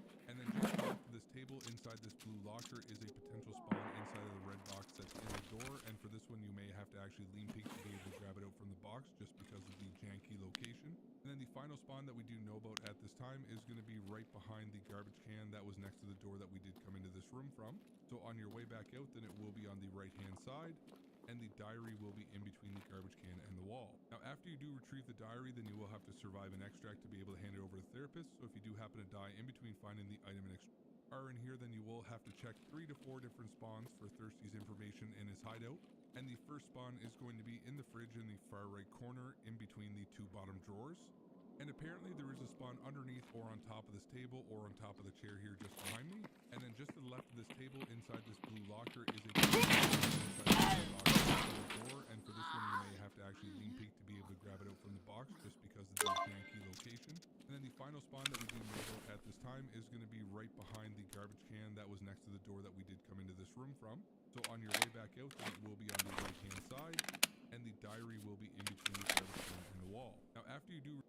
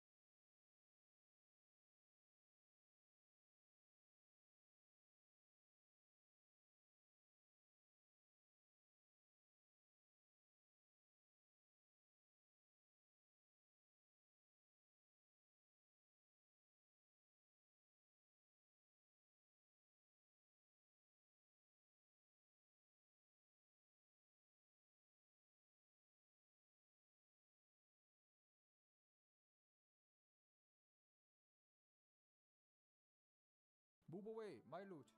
Oh, this guy has a full RPG. RPG loaded scav. Wow. Is that a player? Are you a player, Scav? I'm sorry, man. It's picking up nicely. There's a Scab looting there. Did you not see a PMC around? This guy's confused.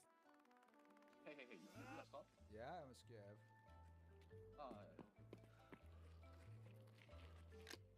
Look at it, look at it. Stop. Stop for what? I don't need it.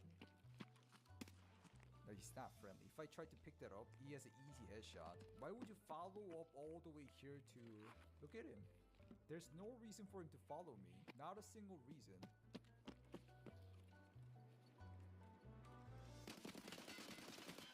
Let's get out.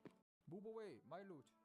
Oh, this guy has a full RPG. RPG loaded scav. Wow. Is that a player? Are you a player, Scav? I'm sorry, man. It's picking up nicely. There's a Scab looting there. Did you not see a PMC around? This guy's confused. Hey, you got stuff? Yeah, I'm a Scav.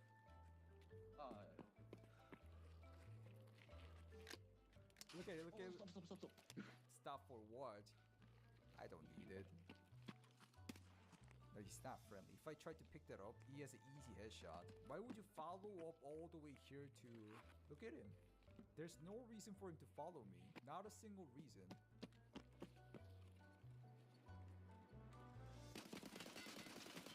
Let's get out.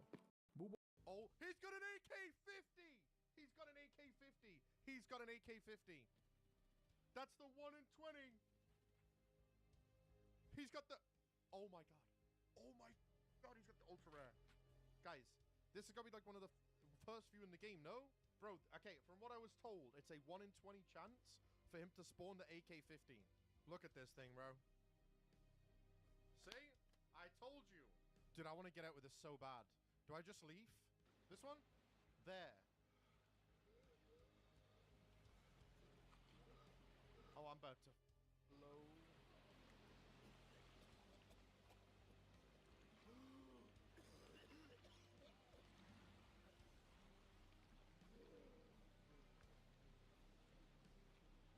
I really need this.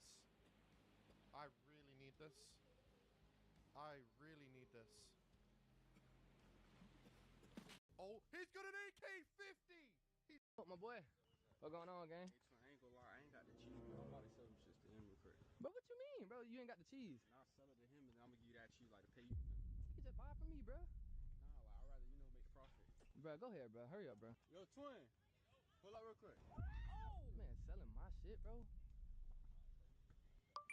Bro, what the fuck, bro? I got you, man. It's gonna be 100, bro. 100? So how much money you just made off my shit? 120. Bro, what the fuck? Crazy, bro. Be safe, bro. Oh, my boy. What going on, gang? I ain't gonna lie, I ain't got the cheese, bro. I'm about to sell them shit to him real quick. Bro, what you mean, bro? You ain't got the cheese. Nah, I'll sell it to him, and then I'm gonna give you that cheese, like, to pay you. You just buy it from me, bro. Nah, like, I'd rather, make the profit. Bro, go ahead, bro. Hurry up, bro. Yo, twin. Pull up real quick. Man, selling my shit, bro. Bro, what the fuck, bro? I got you, man. It's gonna be 100, bro. 100? So how much money you just made off my shit? 120. Bro, what the fuck? Crazy, bro. Be safe, bro. Oh, my boy. What going on, gang? I ain't gonna lie, I ain't got the cheese, bro. I'm about to sell them shit to him real quick. Bro, what you mean, bro? You ain't got the cheese. Nah, I'll sell it to him, and then I'm gonna give you that cheese, like, to pay you. You just buy it from me, bro. Nah, like, I'd rather, make the profit. Bro, go ahead, bro. Hurry up, bro. Yo, twin. Pull up real quick. Man, selling my shit, bro. Bro, what the fuck, bro? Oh! I'm coming, I got you! Peanut! They're all one! One guy won. Yeah. I got you! Peanut. LeBron James! LeBron James! We're all standing right here. I'm going in! Right here. Last two. He's ending me. Executing. Nice. Canceled. Good shit.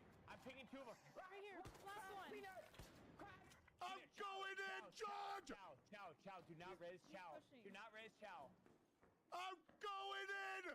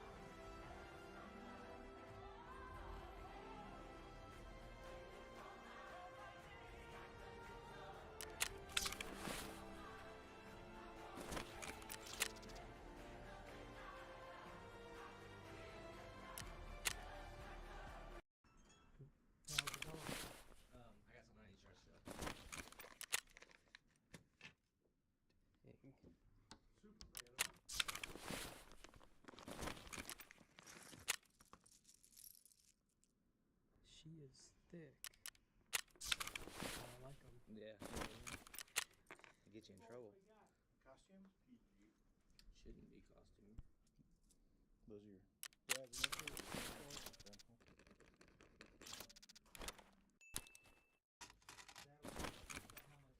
424.7 grams. This is the biggest necklace I've ever had in here. Can I say this is almost as big as you? Shut up. Here's the deal. I'm going to give you a couple of offers here. The first offer is going to be a cash out-the-door price today. The second offer is going to be higher because I'd much rather send this to an assayer, let him melt it down, tell me exactly what the gold is, and I'm going to pay you 85% of that. So my offer is $18,037.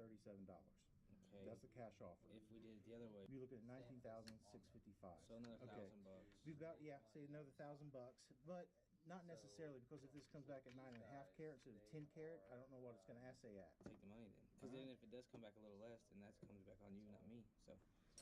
You're welcome to count that before you leave. Oh, I'll trust you. Thank you. Make a phone call. Hey, how's it going? I got something I need to charge still.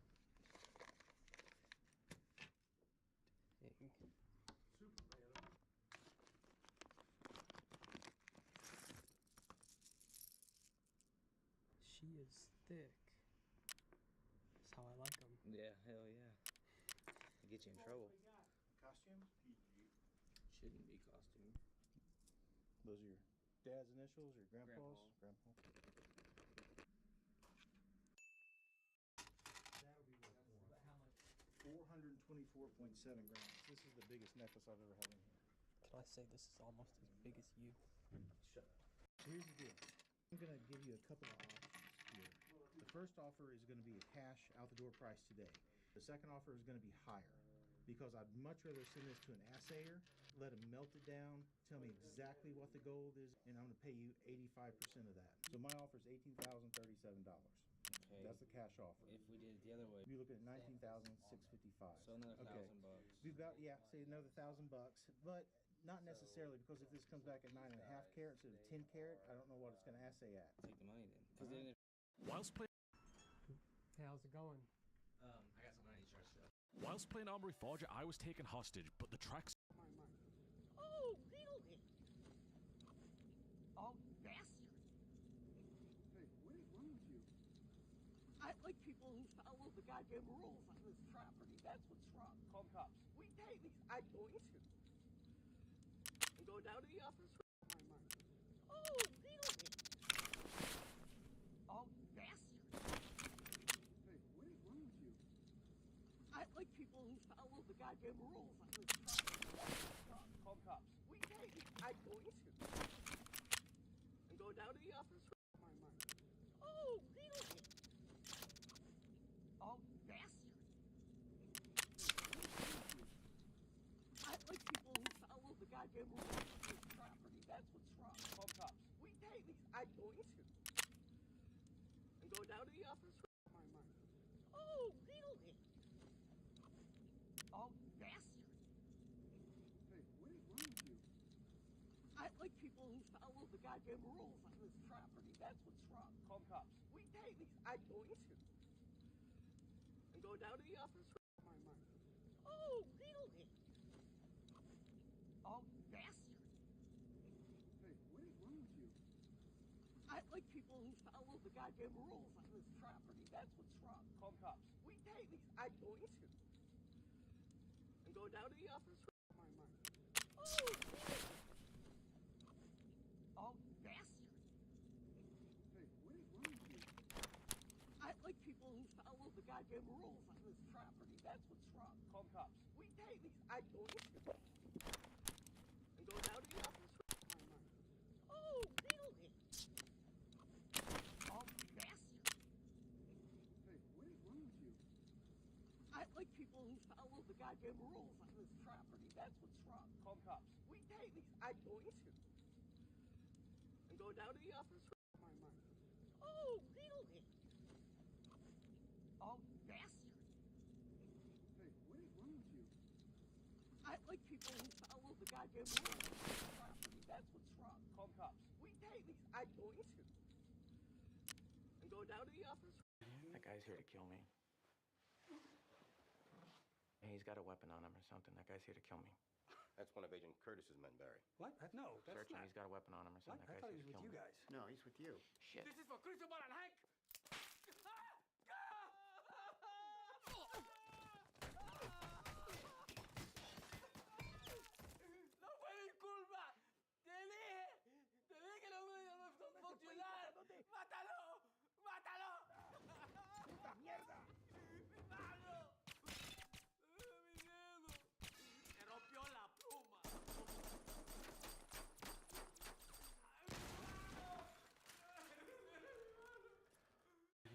guy's here to kill me.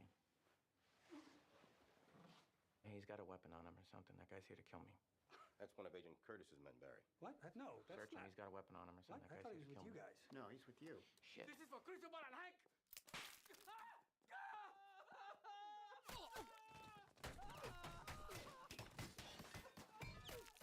¡No fue mi culpa! ¡Te dije que no me iba a funcionar! ¡Mátalo! ¡Mátalo! ¡Puta mierda! ¡Mi mano! ¡Mi dedo! ¡Se rompió la pluma!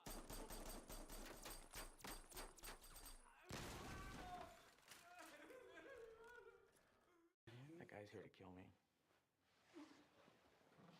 He's got a weapon on him or something. That guy's here to kill me. That's one of Agent Curtis's men, Barry. What? No, that's Search him. not. He's got a weapon on him or What? something. I That thought guy's he here was to with kill you me. guys. No, he's with you.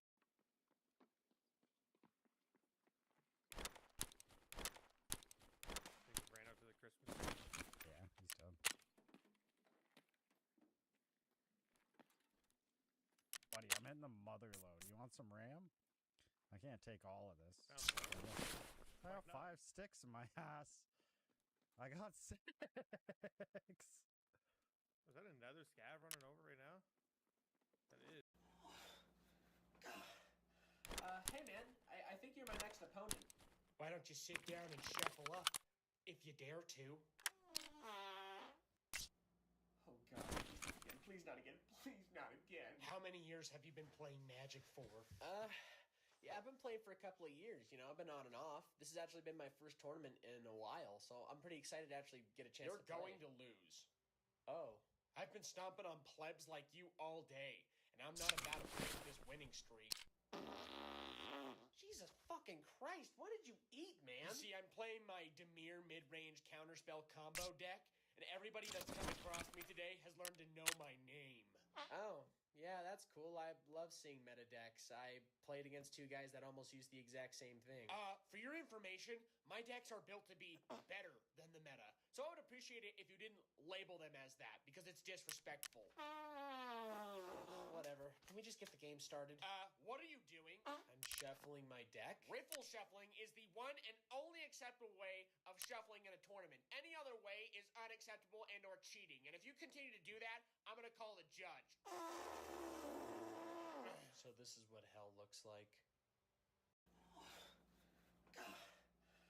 Hey man, I think you're my next opponent. Why don't you sit down and shuffle up, if you dare to? Oh god, please not again, please not again, please not again. How many years have you been playing Magic for? Yeah, I've been playing for a couple of years, you know, I've been on and off. This has actually been my first tournament in a while, so I'm pretty excited to actually get a chance You're to play. going to lose. Oh. I've been stomping on plebs like you all day, and I'm not about to break this winning streak. Jesus fucking Christ, what did you eat, man? You see, I'm playing my Demir mid-range counterspell combo deck, and everybody that's come across me today has learned to know my name. Oh, yeah, that's cool. I love seeing meta decks. I played against 2 guys that almost used the exact same thing. For your information, my decks are built to be better than the meta. So I would appreciate it if you didn't label them as that, because it's disrespectful. Whatever. Can we just get the game started? What are you doing? I'm shuffling my deck. Riffle shuffling is the one and only acceptable way of shuffling in a tournament. Any other way is unacceptable and or cheating. And if you continue to do that, I'm gonna call the judge. So this is what hell looks like. Hey man, I think you're my next opponent. Why don't you sit down and shuffle up, if you dare to? What are these guys doing, dude?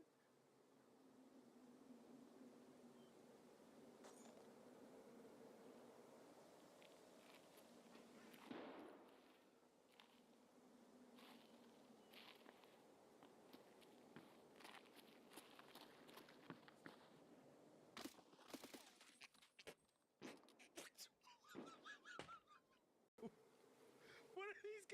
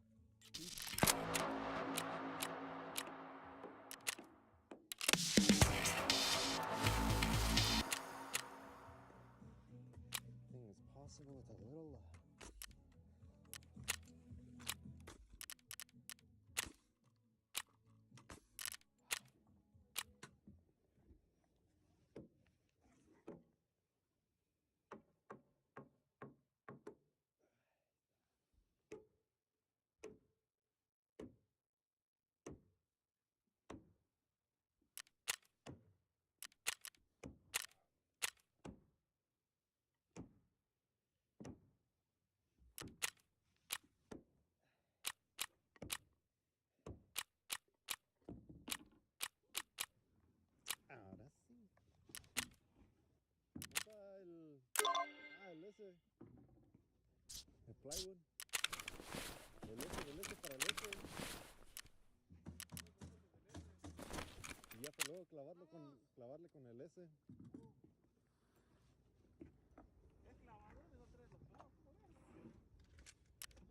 No quiere gritar. No, nomás quiere gritar. Sí trae.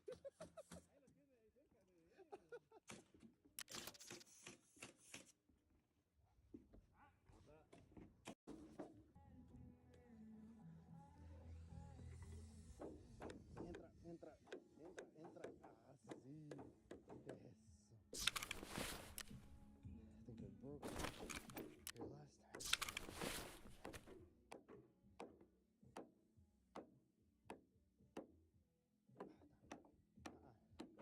No. Come here. No, don't hold on. Come here. Put your hands on the car. You got your license on your book? No. Go ahead, put your hands on your back. You're going to be detained.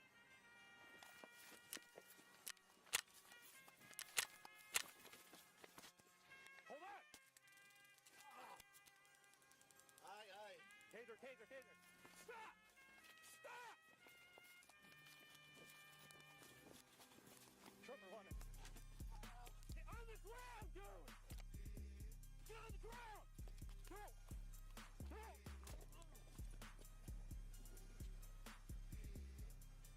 Shot fired! Troop, shots fired! Come here. No, don't hold on. Come here. Put your hands on the car. I have been rough. You got your license on your book? No. Go ahead, put your hands on your back. You're going to be detained.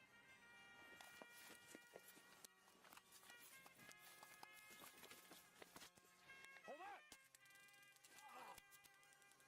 Aye. Taser. Stop! Trooper running. Get on the ground, dude! Get on the ground! Go!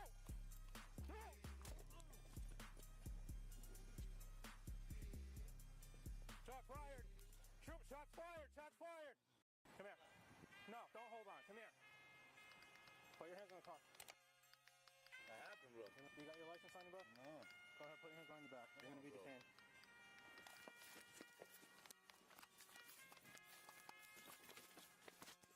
Hold on! Aye. Taser. Stop!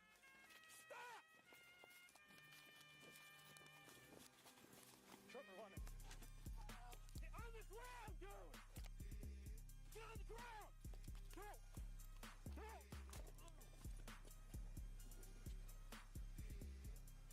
Shot fired! Troop, shots fired! Come here. No, don't hold on. Come here. American, I'm an ally. I need to get to Kuzo. Kuzo. Hello. My name is Zhu Xuesang, a school teacher. You are American? American. I bombed Japan yesterday. Where's a plane? It crashed. I bailed out and landed in the water last night. Where's parachute? I left it at the shore. Ask them. I knocked on their door in the middle of the night. 他说他什么都不知道。你撒谎。You say you lie. 还给我。 He won your gun. I'm an American officer. I keep my gun. 但我不管他。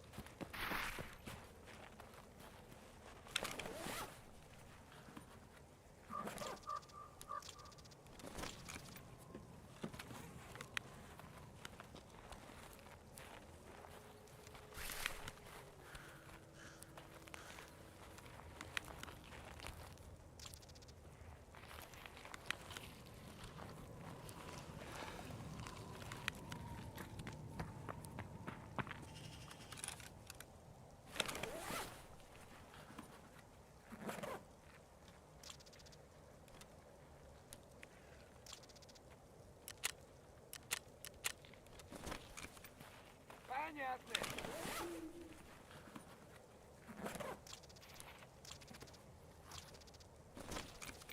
Пацаны, окружают!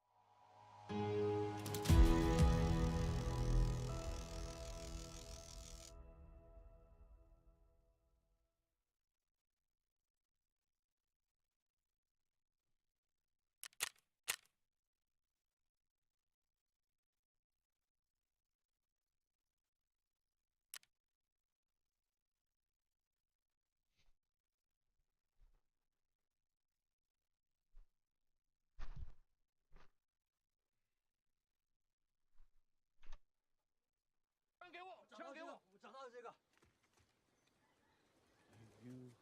You bomb Japan? I sure did. Welcome. Welcome. I need to get to Kuzu. 朱昭，朱少。没事了，哎。 American, I'm an ally. I need to get to Kuzo. Hello. Hello. My name is 朱学山, a school teacher. You are American. American, I bombed Japan yesterday. Where's a plane? It crashed. I bailed out and landed in the water last night. What's up? I left it at the shore. Ask them. I knocked on their door in the middle of the night. 他说他什么都不知道。你撒谎。He say you lie. 枪给我。 He want your gun. I'm an American officer. I keep my gun. 哎，我不管他，枪给我！枪给我！我找到了这个。 You bomb Japan? I sure did. Welcome. Welcome. I need to get to Kuzu. 朱昭，没事了，哎。 American, I'm an ally. I need to get to Kuzo. Hello. My name is 朱学山, a school teacher. You are American. American, I bombed Japan yesterday. Where's a plane? It crashed. I bailed out and landed in the water last night. What's up? I left it at the shore. Ask them. I knocked on their door in the middle of the night. 他说他什么都不知道。你撒谎。 He say you lie. 枪给我。 He want your gun. I'm an American officer. I keep my gun. 哎，我不管他，枪给我！枪给我！我找到了这个。 You bomb Road to rip on. Look at that.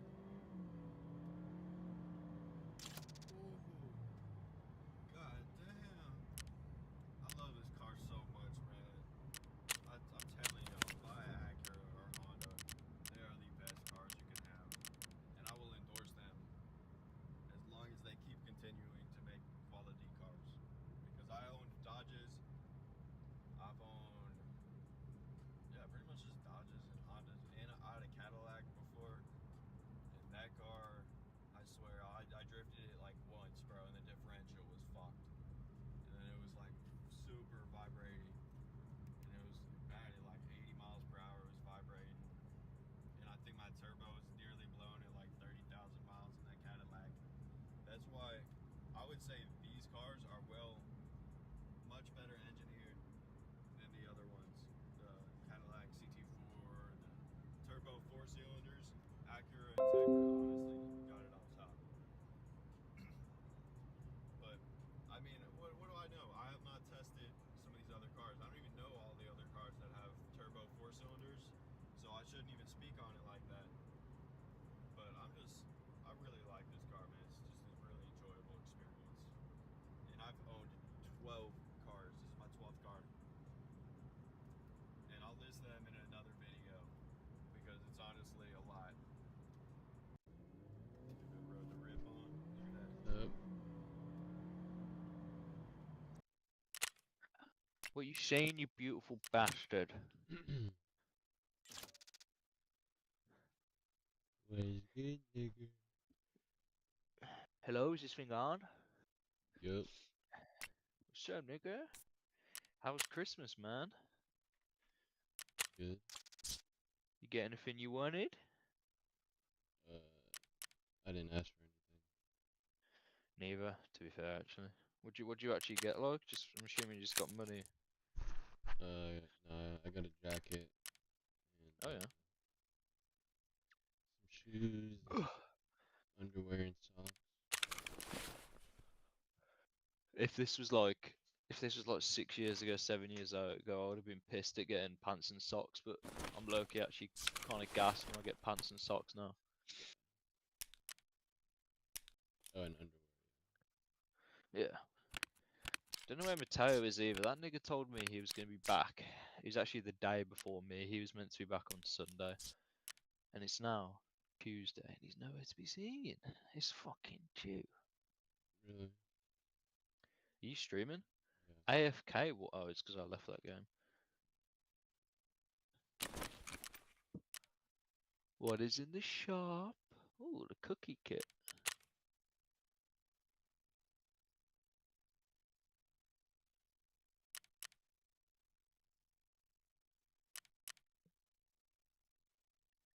Oh my god, what they updated Val? Oh my god, what is this, Biv? Oh, I don't like this. This is knackered. The fuck, cuz?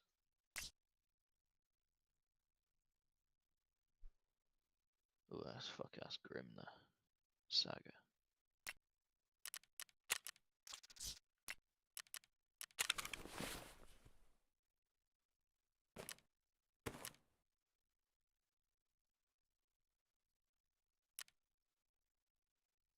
Okay.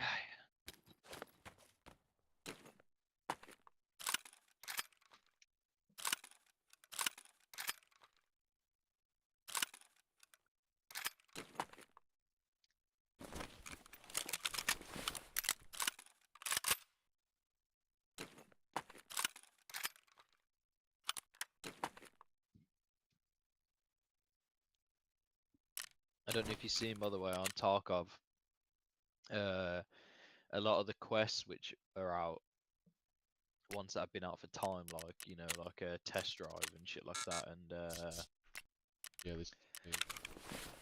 yeah, and test drive and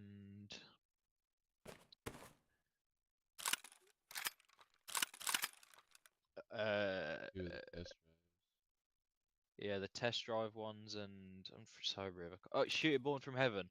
So obviously when you start them, it gives you the gun or a gun which you are capable of completing it with. And if you die, especially on test drive, when you have that gun, you can't finish the quest because you've got to be level 40 to buy the attachments. So you've got to be careful when you get that. Oh no, I already. Hang on. I lost that shit. Like the first time I got it, but now it's an SR25 instead of that M14. Hang on, go to your hideout, bro. What the fuck was that? I ain't playing Tarkov, it pisses me off, so I don't want to play it. But Christmas tree, nigga, what? Oh, it's that the baubles. Oh yeah, I remember. Yeah, I already made a LED X and shit. And That you can sell it or not? No, I can't sell it yet. I'm almost level 30. Yeah.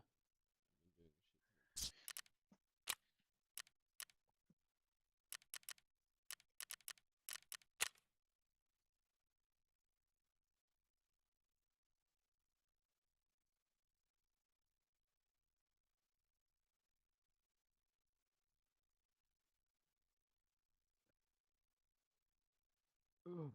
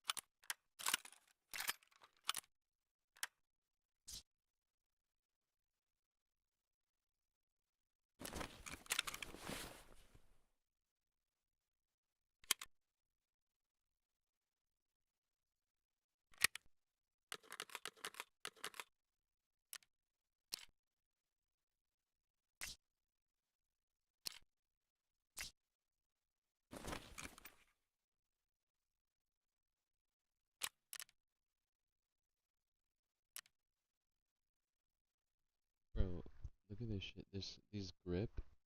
I don't know why. This grip is going for like 100K right now. And Which one? it's like What, that only- that headset? no, it's a grip. Oh. Because it might be one of the ones used for the quests. Oh, maybe. I can tell you if it is when I see it.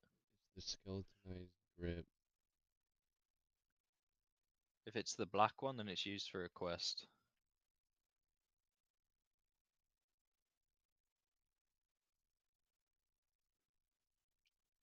There's this one.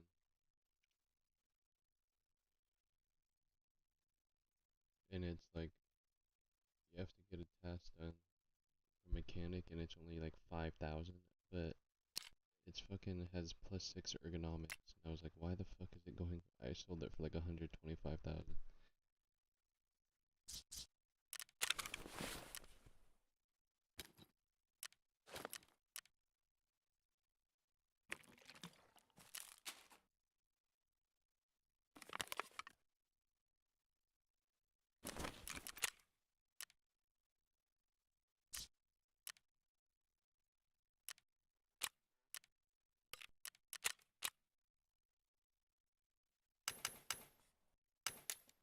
Oh my god, he's diffusing! Diffusing! Oh my god, no way.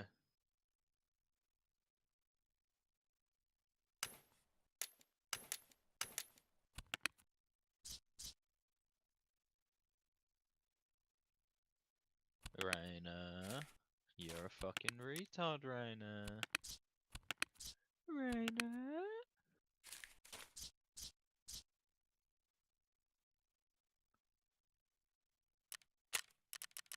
Raina, you're a fucking retard, Raina. I'm gonna rape you.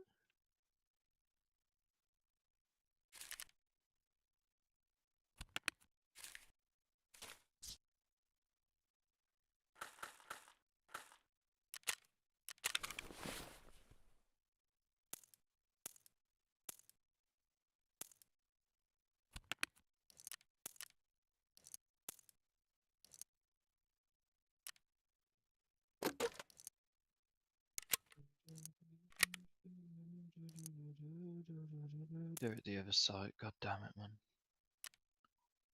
Oh, actually, they might come to me.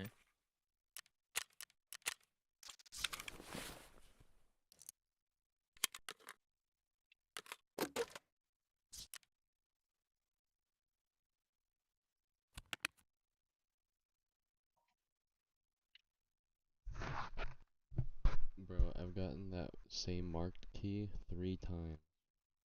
Sell it then. I can't yet. Oh, you can't It'd yet? be level Damn. 35.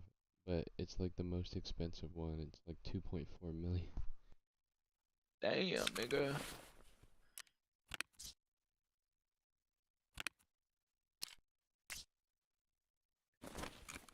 God damn.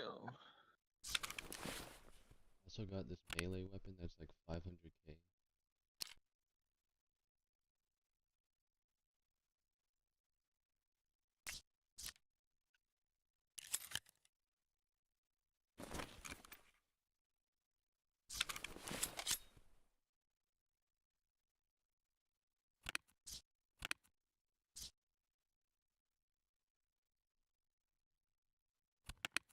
Oh yeah, and I found out how to farm this like overseer key that's used at gold. It goes for like 90K each. Hmm. I have like 6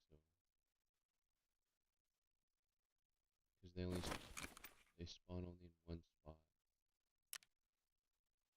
Or like 4 spots at the same area.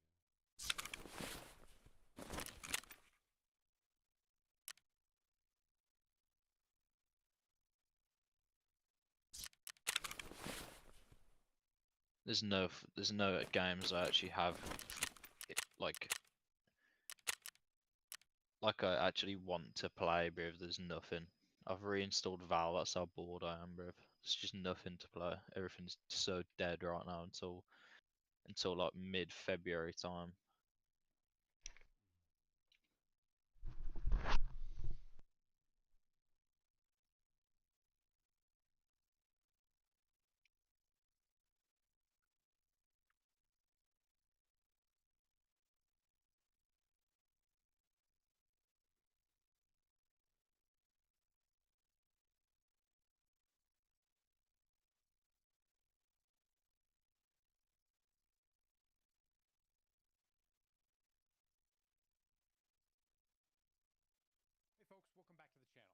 If you're anything like me, you're probably spending way too much time in Tarkov looting, shooting, and trying not to just get one-tapped by some sweaty player slinging M61. But let's face it, Tarkov is an insanely complex game. Sometimes it feels like you're trying to solve a Rubik's Cube while someone Bro, shooting. don't shoot They to the offload some fucking of that right mental as I'm work in so the you can middle of just this. focus more on the moment and surviving your raids.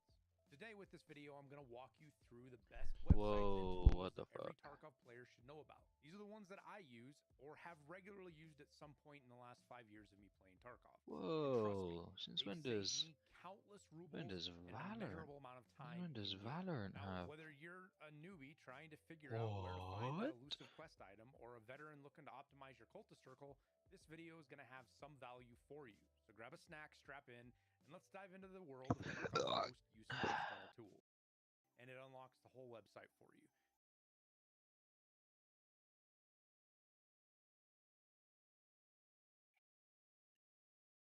Who's at the door? Oh yeah, I need to go to the vape shop. Muslims shut down holiday events all over Europe. Who has? Muslims. Did you see, bro? Did you see what I put in VC text? Yeah. I couldn't believe that, man. So that's unbelievable.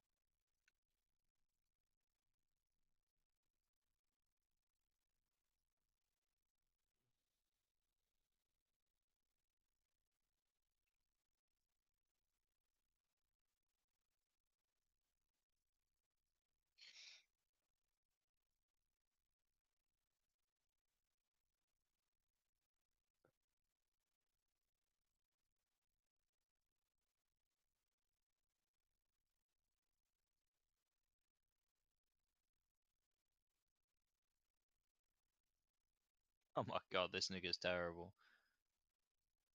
There we go.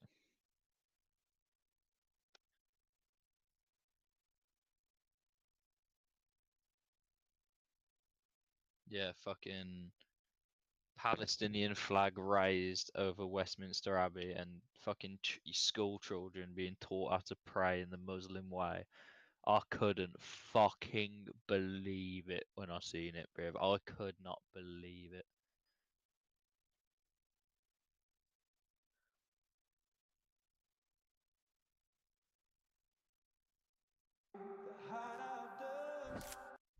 I have one life to beat Tarkov. 10 maps back to back. If I win, I get the infamous Kappa container in my first prestige level. And if I die once, I delete my account.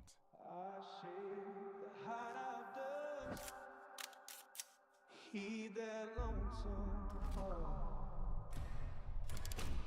Gunpowder blooms like incense. Blood runs bitter wine. I lace my boots, whisper grace.